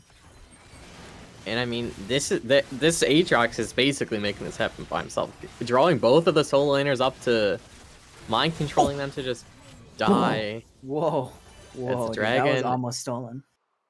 Almost stolen. And Vision had Smite, it looks like, but Naze with the secure. Whoa, Timic is in Tito's hut right now. Timic needs to be really careful. Oh man, Flag and drags over the wall, right into the waiting arms of Kermi. Timic trying to flash away. We'll get out for now. One hand needs to get the heck out of there. Rhetoric flashes forward, tries to get the one shot. Yes, collateral damage is enough. Oh my gosh, this is just GSG getting picked for fun. I mean, all that's happened since I got the Baron is they just made mistake after mistake after mistake after mistake. And just like that, rawr back in the driver's seat. Has the drag advantage, has soul points. So close to that Cloud Drake soul. And just, yeah, I'm only 4 minutes away. Just need... One of these teams needs to actually not make a mistake of the next play. Yeah, I mean, I think once Squad Fam finds the Chempunk, yeah, that will help. Chempunk, is it Chempunk Putrefier? Chemtech Putrefier. Chempunk sounds better. Well, Chempunk Chainsword. Yeah. But yeah, okay. Chemtech Putrefier. Once that comes online for Squad Fam, I think it's gonna be doing a lot of work with those grievous wounds on everyone. But you know, Squad Fam's still not able to pick that up yet. I didn't even realize. Backing right now. Oh, Willow, going for Rhetoric. Oh my gosh, Bail out. shredded. Oh my gosh, diving in. Horn being sounded. Oh, that's a really big encore, but whoa, Squad Fam just dies instantly. Look at Kermi on this Omega flank in the back line here, going crazy. The health bars are getting deleted if you're GSG right now, and that's a 5-for-1 ace. rawr stands tall. We're fighting for fun? GSG? Just engaging for no reason, nothing on the map except their own turrets, and that's all that's going to be falling right here. I mean, Kermi was on the absolute licky, and there was just no contest. They got ambition, but they had nothing else for anyone. Yeah, and I mean, just overextension there from GSG. I don't really know what they were doing. Like you said, just fighting for fun. Gonna be able to take down that mid lane inhibitor tower, bottom lane inhibitor tower as well here. Objective bounties coming online for GSG. Baron is available and the Dragon's in 2. I mean, just an insane influx of gold right there. Almost a 6k gold lead now. Objective bounties spawn for GSG. Baron up, and that will be the next look for either of these teams. Mm-hmm. Yeah, and you know, Aatrox has 4 items completed right now. Oh my gosh.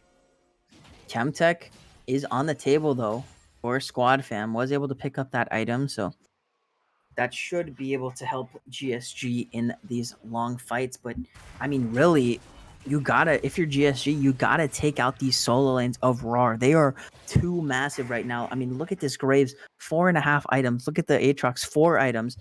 So fed right now on these side laners, and they're able to just completely one-shot the team.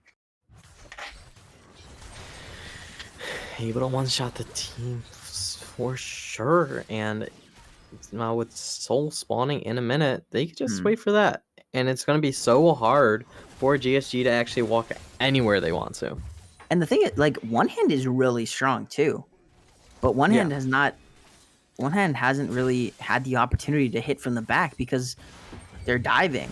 One hand has been doing more damage to his team than anyone else because they're not ults.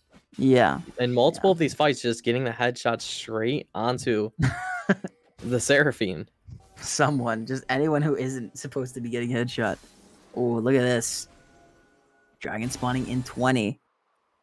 Oh, wow. I like this call from GSG is pretty interesting. They say, take the Dragon Soul. We're going to take the Baron. I mean, it's only Cloud Soul.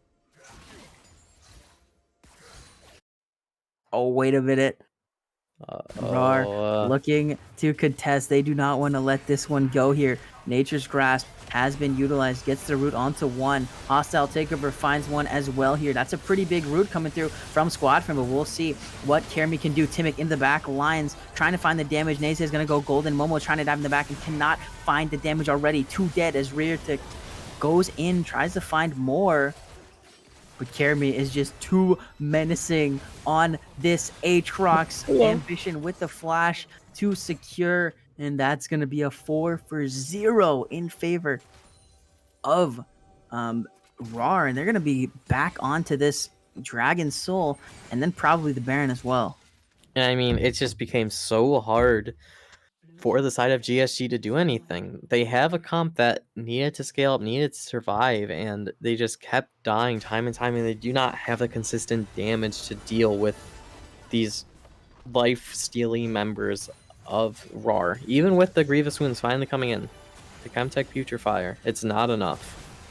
Yeah, and I want to see, Timic using these ultis a little bit more defensively here to try and save the team rather than diving into the back, because Timic doesn't have the damage to be killing backline right now. No. And I think that, judging from the fact that you need to keep these solo laners off of your backline in order to win, like, you have to just be using it to peel the Caitlyn. Yeah, that's really the only option here, but we'll see where the next point of contention is. It should just be rawr going straight for the Baron out of base. And even even if you're playing flag and drag, like if you see like a nice engage or a nice start to the fight with you ult in and flag and drag out. Yeah, you can do that, or you can just save for when, because you know that Kermi and Reartick are gonna try and dive, right? So you just frontline and then save flag and drag to knock them up when they try and get onto one hand. You know what I mean? Mm-hmm. Oh, one hand. Whoa. I think one hand wins that. Yeah, I think one hand just one shots Naze. Yeah. Baron started up here by rawr. No contest. Can't even walk close. No contest at all from GSG. The one play they have is to try to collapse on the Naze, but they don't even do that. They try to push out their mid lane just a little bit, push those supers back, but it's only for a short amount of time. Yeah, I mean, you have to think that rawr is going to be able to end off of this Baron. They have the supers mid. They're Baroned up. Timic. Yes, and Willow have to run for the hills. Reartick is an animal right now on this Grave. So ridiculously strong. One hand trying to find some damage into him. Can't find too much as the minions have crashed onto the Nexus towers. Hostile takeover has been taken by Momo. And rawr looking for all 3 inhibitors here. 2 super minions in each lane per wave. About to be coming into this GSG base. They must hold right now. Here we go, Willow. Trying to find any sort of angle to engage here. For now, rawr waits for the waves to come in.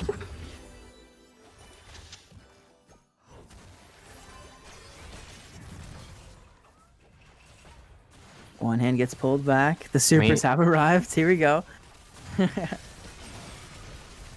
It's so hard to do anything if you are GSG here. You're getting pummeled, and it's only going to get worse as these supers come to crash. Yeah, I mean, it doesn't get any easier for GSG here, as one Nexus Tower will fall. One hand is too far forward. He's going to get taken out there. Hostile takeover. The combinations are huge from GSG, but it is just not enough as the health bars are melting.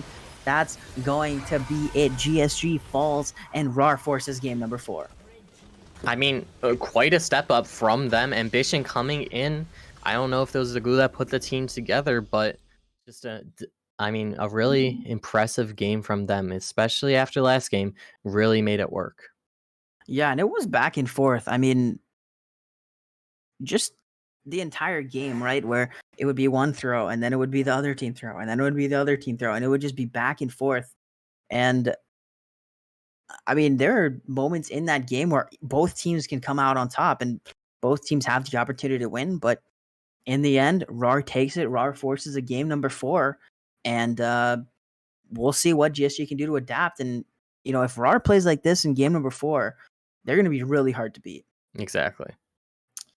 We are going to take a short break, but we'll be back for the pick and the ban of game number 4 shortly, so don't go anywhere.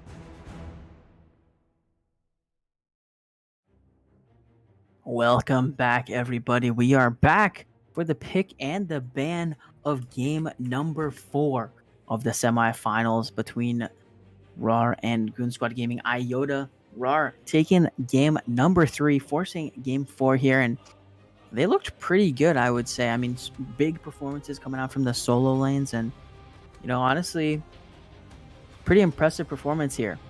Yeah, I mean, Karami and Resurk both had very good games, and I mean, you can see GSG agreed with us in that they had good games, and that both their champs are instantly banned away.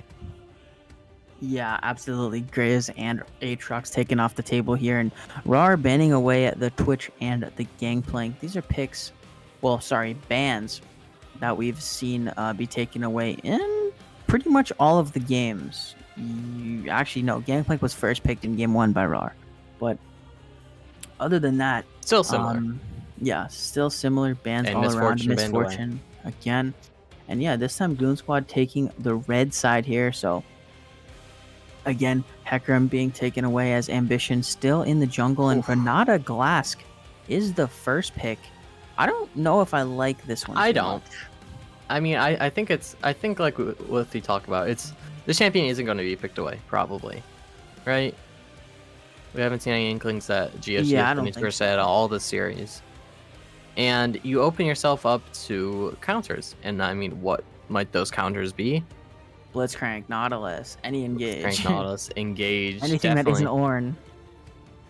Yeah, or Okay, Zillion's. No, Zillion is what? also good into it. I can confirm. Is it?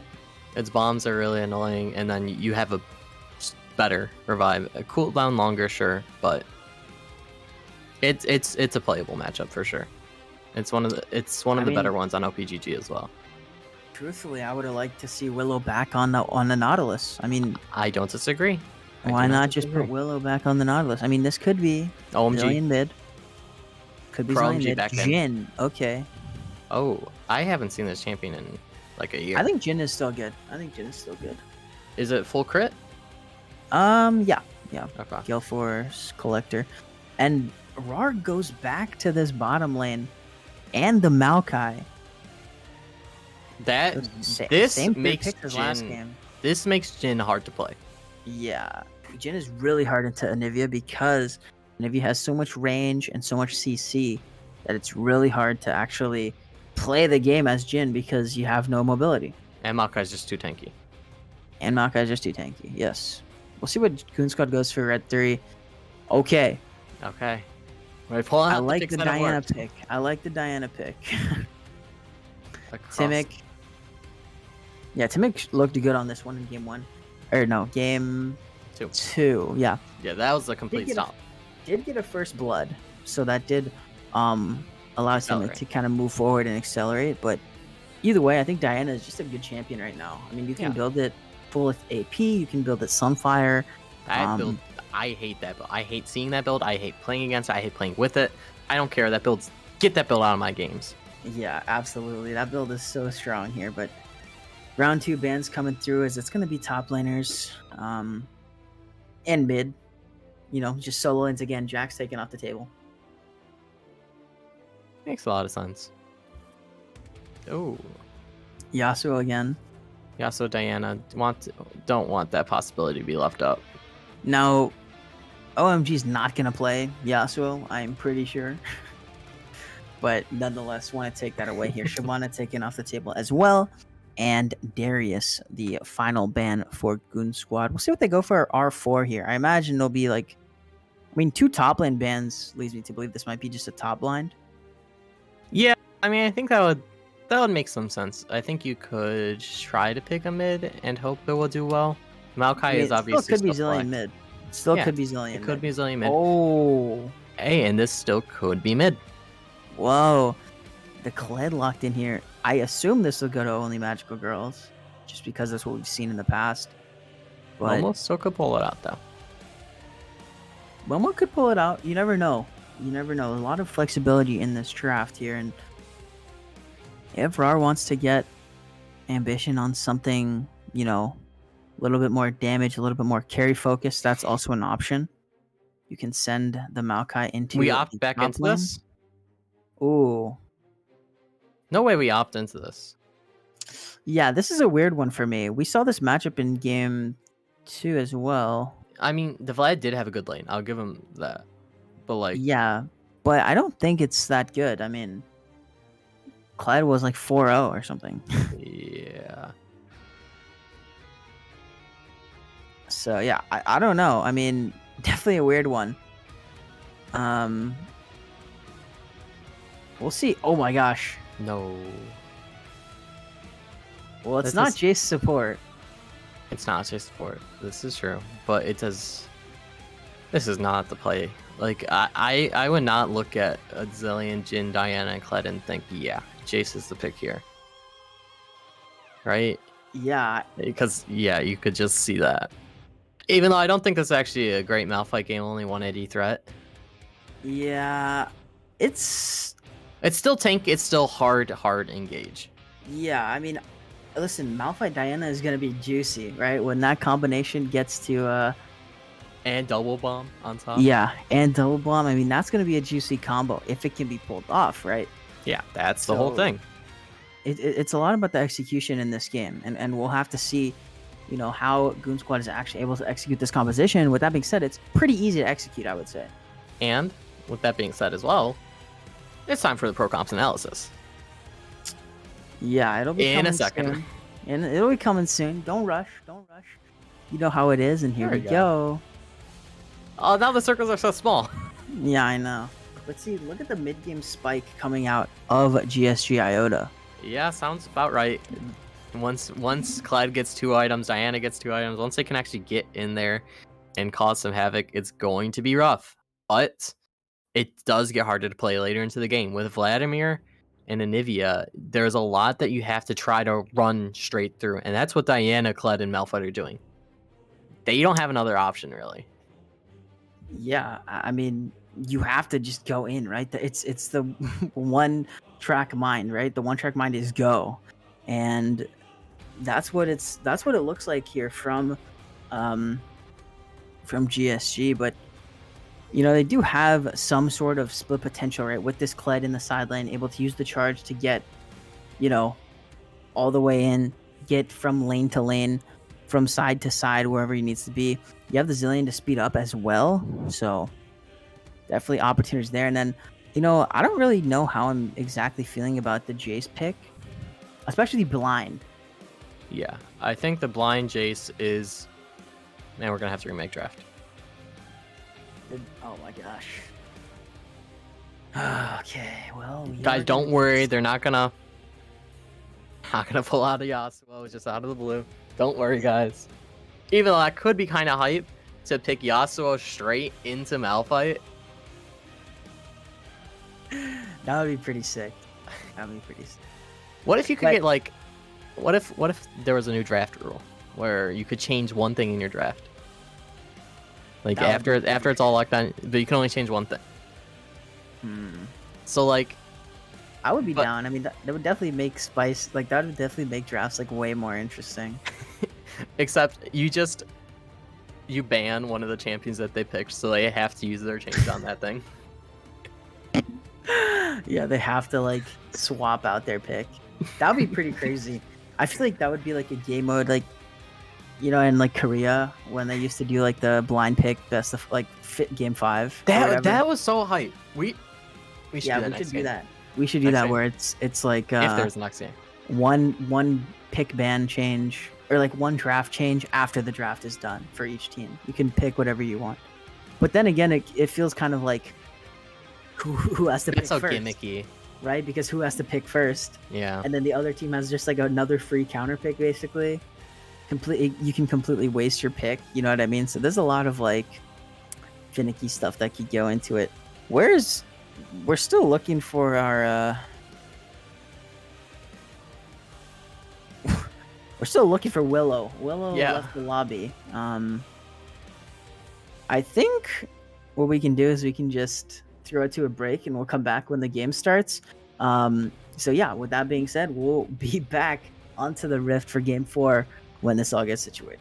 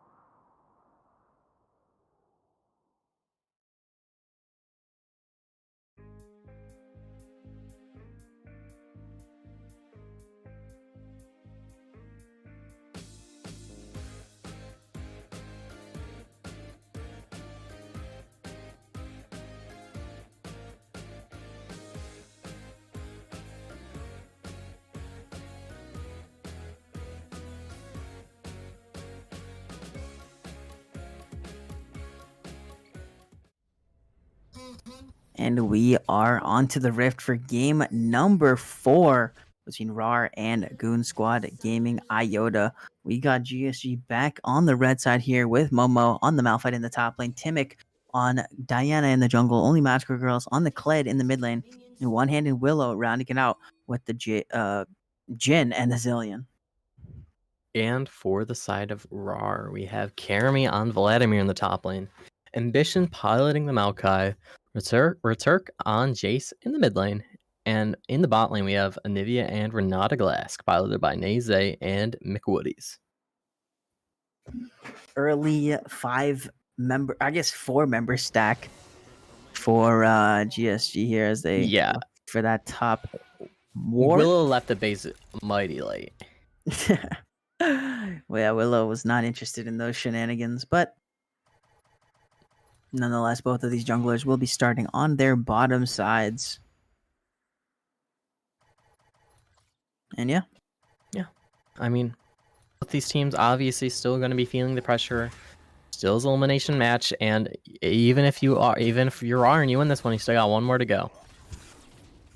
Yeah, absolutely. And you know, we saw a little bit of maybe, I don't know, we saw a little unsafe gameplay, or just at least improper gameplay coming out from both teams last game, but I feel like GSG had more of the, you know, egregious misplays in that game.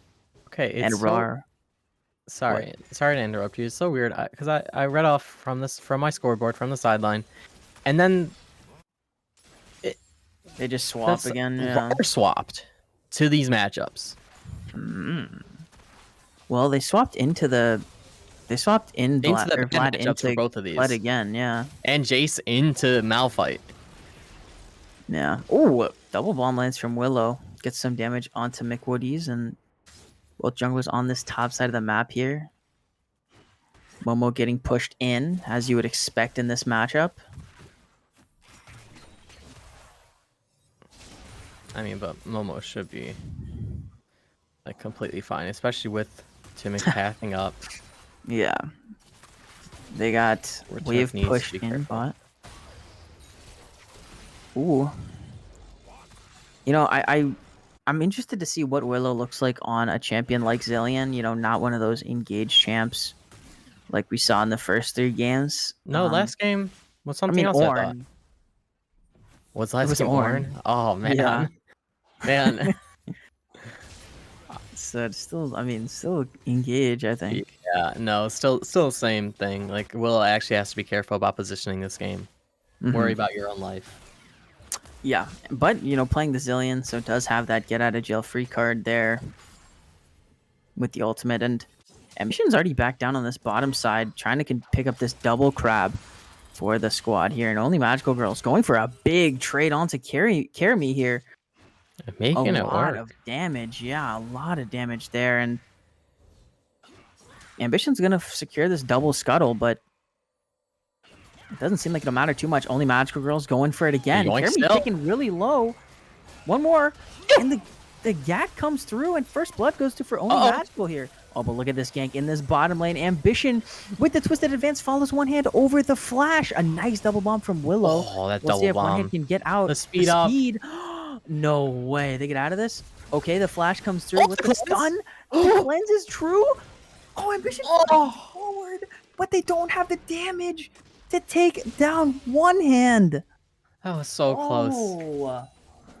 So close at literally every turn. One hand and Willow barely escaping with their lives. Whoa. Also, that is such a tilter.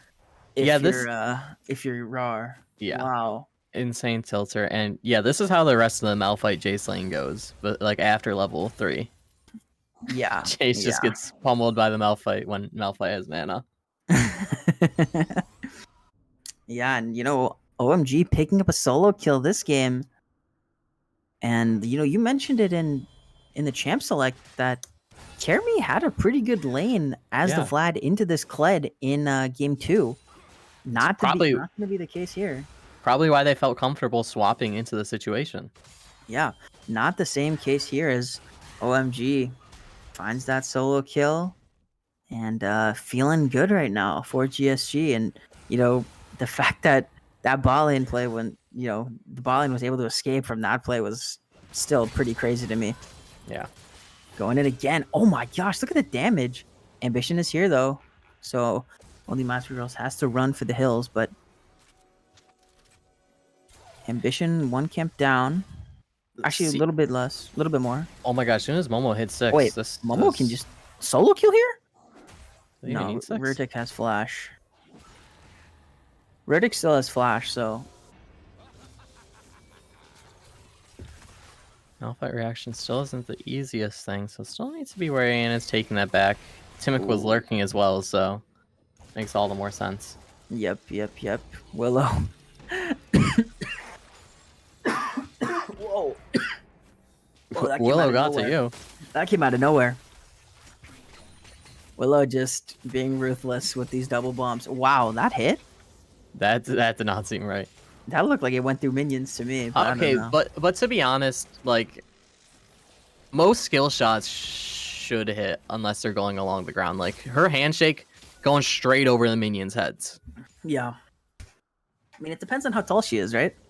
She's like twice the height of a minion.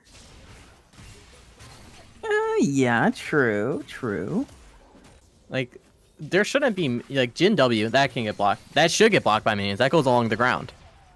Does it? Or actually, I don't think over the top. It comes over the top. Okay, so it hits well, minions and then it continues over. Okay, really, there should not be many things that get stopped by minions. Oh, OMG. Going at it again. Oof. Oh, Hemoplague used. Oh, by Kermi and so bad. Oh my gosh, Ghost, what? Ghost, oh, but yeah. Oh, he's going back in with charge. Nothing came from it, guys. Wow. It did. Spectre Client didn't want to show us, but that's why. They knew that nothing was going to happen there. Didn't want to disappoint. Oh, maybe they look for this 3v3 bot. Timic has ulti. Ambition still level 5. And still level 5. Stunned up. Oh, going in with the Moonfall onto Ambition. Willow gets hit, gets thrown back. And Willow flashes away. So Ambition cannot pick up a kill, but it's time to open up the curtains. Just one. Get the egg. Nasa should go waiting down for the here. chaos. Oh no! 1 HP! Willow's gonna fall. Gets hit by that handshake from McWoody. Is pretty nice here. Now Kermi with that ghost popped, looking onto OMG. Goes into the pool. OMG's trying to get that mount back up, but the TP comes back in from Nase to catch this wave. Not gonna miss too much there. It's so wild to me. Oh, they might finally be lane swapping. Or just doing the blue together like pals. No, Kermi just took her Turk on for the ride. Yeah, lane swap here, and it should be better for them. I would assume, right? I think so. Something I do think is really funny though is when you watch Renata, her auto text, she just pulls out a gun. Yeah, dude, she's got the strap. She's got the pistol on her, and I respect it. Oh man, Returk is in trouble here. Nice slow coming through, flashes out. Is it enough? It is enough to get out of that play. Did Diana not get the reset on the E or something? Had ult as well. I think E'd too quick. He didn't get the reset. Huh.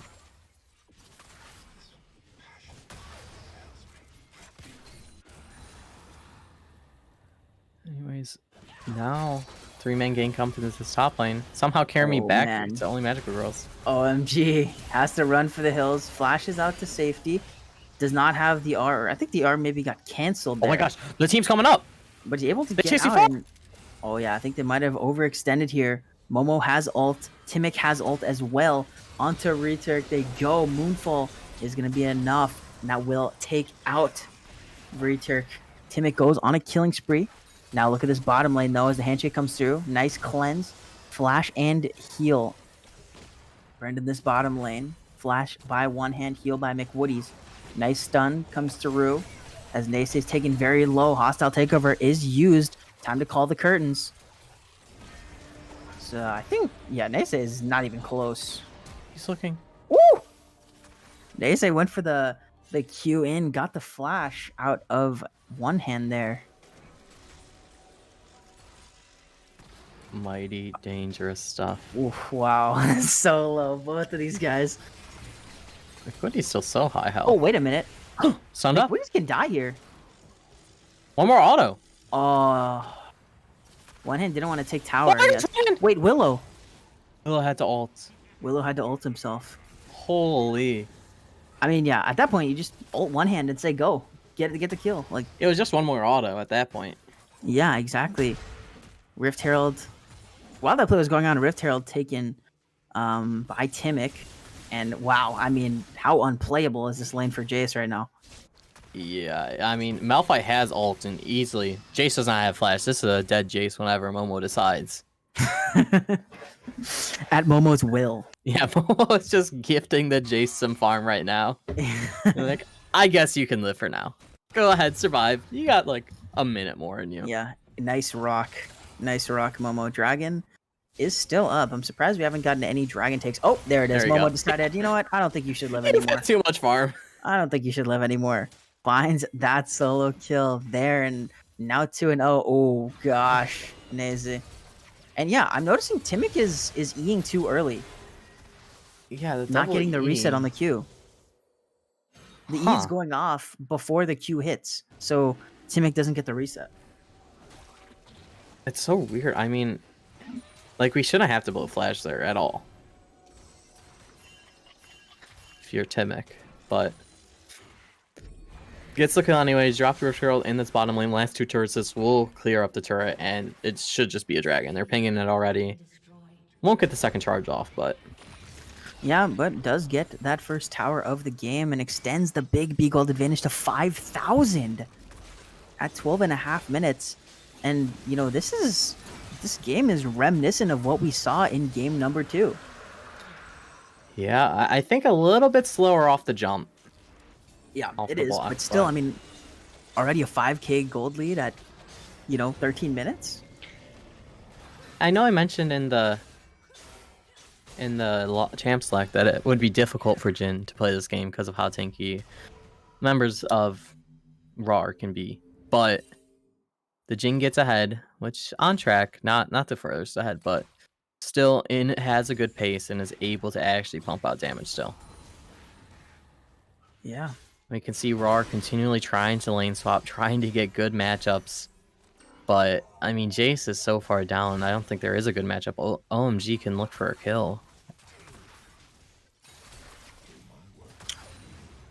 Yeah, OMG is so strong in this, 1v1 against Caremy that you can just kind of run them down, and one hand just running them down, trying to find this fourth shot for fun, and double bomb? No, Single bomb. single bomb. But nonetheless, here things have evened out, kind of calmed down for a little bit of time, and this gives us a little bit of time to set the stakes for this game here. The winner of this series has a date with TD Serenity next Sunday for the finals. Crazy strong team. Yeah, a team that has not dropped a single game this whole split, as far as I'm aware. 17-0 game score. That is pretty nuts here. Timic looking on to McWoody's. McWoody's handshaking away, saying, you can get the heck out of here, bro. I mean, it's at this point, it's okay. They're just continuing to swap, trying to getting this good matchup for them. But I mean, feel like at this point it does not matter much. no. This mid lane tower is gonna fall. It should fall at least. Momo's just gonna keep throwing these rocks. Oh, Willow skirts out. But I mean, yeah, we're just chilling for now. This Jace is very far behind. Has a completed item, but still, from the pace of the game, where this Jace wants to be, not where they are. Yeah, and next dragon spawning in 2 minutes. Oh, me Woody. Oh, here we go. McWoody's. Oh, eBay. Oh, that's a huge Malphite ultimate paired up with the Moonfall by Momo and Timic. Ambition is next on the table, will fall. 2 kills going over to GSG. Ghost popped by OMG to try and get up to that top lane, and this mid lane tier 1 is going to fall as well. Mid lane tier 1 felled. Rift Herald spawning in 40 seconds. They might just look for that afterwards, but I mean, it's so hard for rawr to actually find an opening in this game. Yeah, it really is. And I mean, McWoody's could be in trouble here. Has to use the hostile takeover to get out. Curtains have been called. Oh, 1 HP. And, one hand is going to cancel the ultimate and just get that last auto in order to get credit for that kill after the bailout was used. I mean, I forgot about this until just now, but yeah, the bear trap on the rope, not only does it stick through the pool, but once it pops, it has grievous wounds as well. Yeah, I mean, just a really good tool into the Vlad, no? Yeah. Very good. And then the Chempunk Chainsword Rush. Yeah, this is what OMG did in game 1 as well. Yeah. Or game 2, rather. But, I mean, familiar style for GSG. It's what they're used to. I mean, it's what they've already made work for the most part. Yep. A little bit different bot lane, but the mid jungle, strong core. Uh-oh. Oh, man. Ambition looking. One answer so quick. How did they with get the out of Zillion. that? That is Zillion. crazy. Zillion speed up was enough. Good play from Jin also to pick up the Merc Treads. You don't have to worry about Jace damage, so you can just index into MR right now. Yeah, this Jace is not behind. that potent, I would say. But Dragons started up on one end, They're looking and for Herald trade. started up on the other. Yeah, and I mean, this is really all you can do if you're rawr right now, is just try and get this trade. OMG has to be careful though. Gets the bear trap on a rope to come back. Hemo Plague is dropped. Ghost used by Kermi. Charge comes in. No pull yet, as OMG is gonna get demounted, but the rest of the reinforcements have joined the party. One hand in the jungle, taken out. Nay Zayn gonna go on a killing spree there. 3-0. Momo with a nice two-man ulti. One hand flashes, but doesn't Over get it. over the. No, he did. Get over it. No, I don't think he did. He did. He got handshook. Okay, maybe. Curtains have been called here. Momo's firing away. 3-man moonfall. And they might have chased a bit too far here. One hand. Nice usage of the cleanse. 4 shots a minion. Uh-oh. No. Returk wants in. Gonna get the shutdown going over. Oh, they. And GSG there's the Jace threw right the back in. game. They threw. Jace picking up so much gold right there. 2 Oh my shutdowns. gosh. Over 1,000 gold to get this turret as well for the objective bounty. And I mean, they're not all the way back in it, but that definitely helped. Wow, just an overextend from Timic, going a bit too far, giving over 950 to Jace. That's a lot of gold. Yeah. Wow. Jace gonna reset, finish that Mura mana, buy 2 long swords and a pink ward after that. Doesn't have it quite stacked yet, so still not gonna get that extra bonus from the Mana Mune, but wow, I mean, what a turn of events. What a turn of events indeed. But now, you have a little bit of a lull dragon, or Baron. Chain's Baron spawning in 15 seconds. None of these teams are gonna rush it. It's a little hard for either of them to. Whoa, Timic. E-reset! Looking for rhetoric here, but the rest of the reinforcements are on the way. Gonna go golden to buy some time. Nice unstoppable force from Momo, and the bailout is not gonna be enough as rhetoric is gonna fall. Neze has to run for the hills, use that wall, use this ultimate, try and buy some time. McWoody's gonna have to flash away from Timic as well. but 2 kills going back over to GSG, and Timic flexes muscles a little bit more. Yeah, I mean, Timic making it work. Good stopwatch purchase and buys just the right amount of time. That was literally perfect stopwatch placement right there, or play right there. Oof! He's running out of mana. Yeah. Absolutely 0 mana right there. Absolutely 0. The ultimate got canceled by no mana. That's ran the ultimate until you had no mana. That's how you do it. Bottom lane tier 2 should fall here, as Nature's Grasp is on the way. Frontline tanks it up pretty well though and charge into the back lines. Only Magical. Oh, lands the better with the rope. The root lands from Jhin as well here. Watch Caremy has the Hemo Plague popped onto 3. Oh, that's a lot of damage, but Moonfall is going to get 2 back. Nice usage of the Chrono Shift to get Timic back alive. Egg comes out from Naysay. The bailout's going to try and buy some time, but there's no time being sold right now as One Hand continues forward. Only Magical. Under the tower we go here. Not going to find the damage, but the curtains will be called and McWitty will fall. Double kill comes through for OMG. And Goon Squad Gaming goes 5 for 0 off the back of that play. And they're going to be breaking open the base of rawr.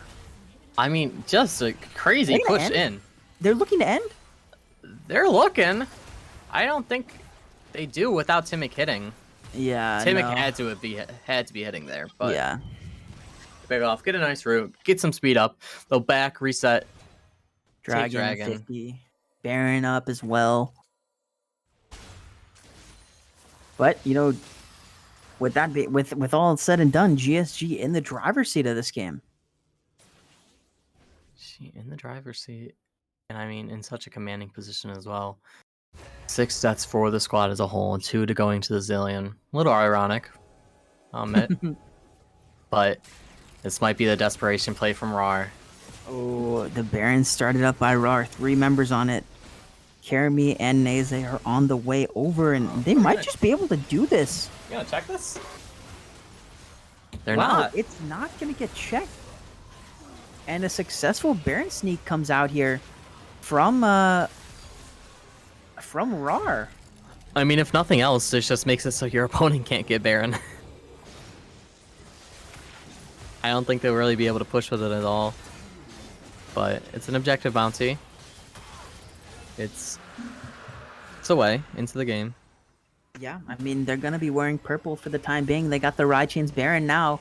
Caremy is under a threat here with this charge coming through. Oh my lord. Wow. What did Caremy do? Wait a minute. Look, that's a huge hostile takeover though, as there's no minions left. Timic tanking the tower for now. 2 dead on the side of rawr. As GSG look like they're just going to back off and lick their wounds here. I mean, they got the dragon. They got 2 Barons off the squad. I mean, Vlad is probably going to be the one you're going to find in the side lane, so good to squash that early. But otherwise, I mean, besides the gold, it's still an AK Big B gold advantage for the side of GSG. Yeah, I'm still looking good. And, you know, I feel like we saw a little bit of this in game number 3. Obviously, the lead was not as big as it is here, but we saw GSG giving away a lot of shutdowns into the in the later stages of the game, and you can see on the scoreboard, 200 gold shutdown for Timic, 350 for OMG, and One Hand with the 600. So, I mean, there's still a lot of gold on the table here in terms of shutdowns and objective bounties that can bring rawr back into this game. It's not over by any means. Exactly, and they have the Baron. They have time to stall. I mean, yeah, absolutely. Nothing big for 3 minutes, and they're not even pushing out this bottom lane quite yet. Oh, the Prowler's Claw on Kled, disgusting. Oh, wow, here we go. We're going to see the Prowler's Claw in action being used there as OMG goes on to Caremy. Charge has been used. Ghost has been used as well here. Bear Trap on a Rope's going to bring back Caremy in. OMG trying to find the damage, but cannot. But oh no, Rhetoric gets caught with the deadly flourish and will fall. One hand goes unstoppable here, so it's 1-for-1 across the map. Top lane for a mid laner, but oh man, McWoody's is in trouble. Moonfall used too early. Timic, just Timic take a has deep had breath. some weird timing. Yeah, one hand connects on the curtain call there. Yeah, I think Timic does need to take a breath here because we're seeing some mistiming on the ability combos and just stuff that's actually costing GSG. But I mean, it's gonna take a little more than that to cost them this game. Yeah, Maybe a luckily for them, couple they more of the have- only magical girls dives. Still trying to take on Kermi every chance they get, but not quite working out. Oh, Anivia stopped the ult for some reason. Mid lane tier 2 has fallen. Oh man, I Oh, thought that so was gonna be the close. double bomb. I thought that was gonna be the double bomb.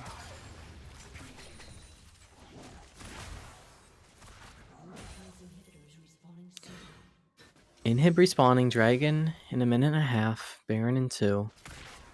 So still some time before anything big. Grouping towards the top side now, picking up this last inner turret. Ooh. Huge damage Oh coming my gosh, out. Willow has to run for the hills here. So much damage Oh, using Timic and only magical Magic growth as well. Returka's Ooh. pushing. Reddirk has to be careful. As here comes the Oh, they're going in. charge. Ooh, 2-man knockup comes through as only magical is going to find Reddirk in the backside. Moonfall is going to be onto one as Timic diving forward, going to go golden to try to buy some time. One hand flashing over the wall as Kermi trying to deal damage, trying to sustain, but there is nothing to be done as that is a 3-for-2 in favor of GSG as only Magical Girls is going to fall on the backside of the fight, but They took a lot of damage trying to take out Anivia. yeah, they did, and numbers advantage will allow for GSG to take this bottom inhibitor back. Now this should just be another back reset dragon angle. Get the soul. I mean Cloud Soul. Very nice. Always love it. Always love it. Oh yeah. 100% winner in the series. Is it? Yeah, it is, huh? Yeah, they picked up last game. The Mountains hardened the first game. I don't know what the second one was. I think it was Cloud, but we never got to Soul. Regardless, Cloud Drake, Timic here. More members of rawr prowling. Not moving up quite yet. They're so scared and they're right to be. Dragon started up here, and yeah, you know, it's just no contest. Gonna be an easy secure here for Timic. Cloud Soul on Goon Squad Gaming. They find themselves 4 members mid. Timic on the way as well. 10 seconds on Baron. I think they'll turn their sights onto that and just take that before going. Oh, nice wall. Really but no, nice this wall, is but bad. oh man, look at this deep They got the flank. redirect. Oh my gosh, what a deep flank there from One Hand and Timic. Finding Neze, and that means that the Baron is easy secure. It should be easy secure. I mean, Vision can't even get close. There's so much threat. They don't have enough vision. They have been afforded the opportunity to leave their base really at all for anything. Yeah, I mean, with the super minions pouring in bot, you have to at least send one person to clear those, and you know, that just leaves the Baron for free to be taken here. OMG going in, forcing Prowlers. the flash out of Redirk, and yeah, I mean, GSG maybe just gonna look to go mid, I think. Yeah, they definitely can force it down. Anivia respawning now, so it'll help clear the waves, but Baron waves make it just that much harder. Willow has been chunked out to about half health because of the Jace, but hopefully he's able to stay safe. Still has the Chrono Shift available. Momo. When does Momo press the go button? Tanking up the tower. Nature's Grasp is going to buy some time. The tower not going yet as only Magic Girls is running down Willow. Nice usage of the hostile takeover as Momo goes down. 4v5 in favor of rawr right now. but the super minions are almost to the Nexus towers in the bottom lane. OMG going back down into that lane to try to escort those minions forward, but no tank, no frontline for GSG for the time being, no TP either. So they have to just turn their sights onto this last outer tower in the top lane. I mean, it's gold. It's the 11k Big B gold advantage already. What's another tower? Might as well. While we're out. Waiting in Might the as well bush. continue. Not very sneaky with the Baron, giving it away. My Flashed gosh, in from Ambition. Ambition just dies here. Goes in a bit too far. Flashes in. Bailout not going to be enough to take or save. And wait, Timic stunned under the tower. Going golden. Curtains have been called as Neze is going to fall. Double kill comes through for one hand. The tower will fall. Momo's back alive on the way back from base.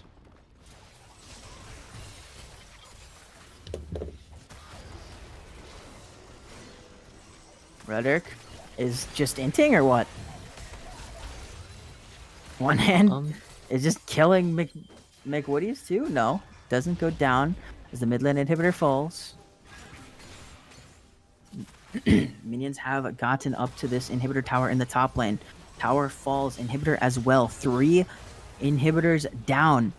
And they are on to the Nexus towers here. Caremy, McWoodies, and Ambition. What can they do as Momo frontlining, hitting this tower, melee range, one hand, gives it one last touch. Unstoppable Force onto 2, gets the knock up. Ambition is going to go down, but Timic gets shut down as well here. Caremy trying to find the damage in the back line, sustaining a lot, dealing so much damage, but the Nexus is just getting hit, and it doesn't even matter. Caremy finds 2, but wait a minute. One hand connects with the Nexus for one last auto. And that's going to be the game. It wasn't as big of a stomp as the second one, but still a very strong showcase from Goon Squad Gaming Iota. Yeah, absolutely. Goon Squad takes the series in 4, 3-2-1 scoreline. And, you know, this is going to end the season for rawr. They were fun to watch. Definitely threw a lot of new things that we did not expect to see at us. And, you know, Goon Squad Iota rather has a date with TD Serenity next week. Yeah, I mean, props to players of rawr. They really made Goon Squad work for it. And Goon Squad, they put in the work for it, and they come out on top. Date with TD Serenity, as you said. It should be a very exciting matchup next week.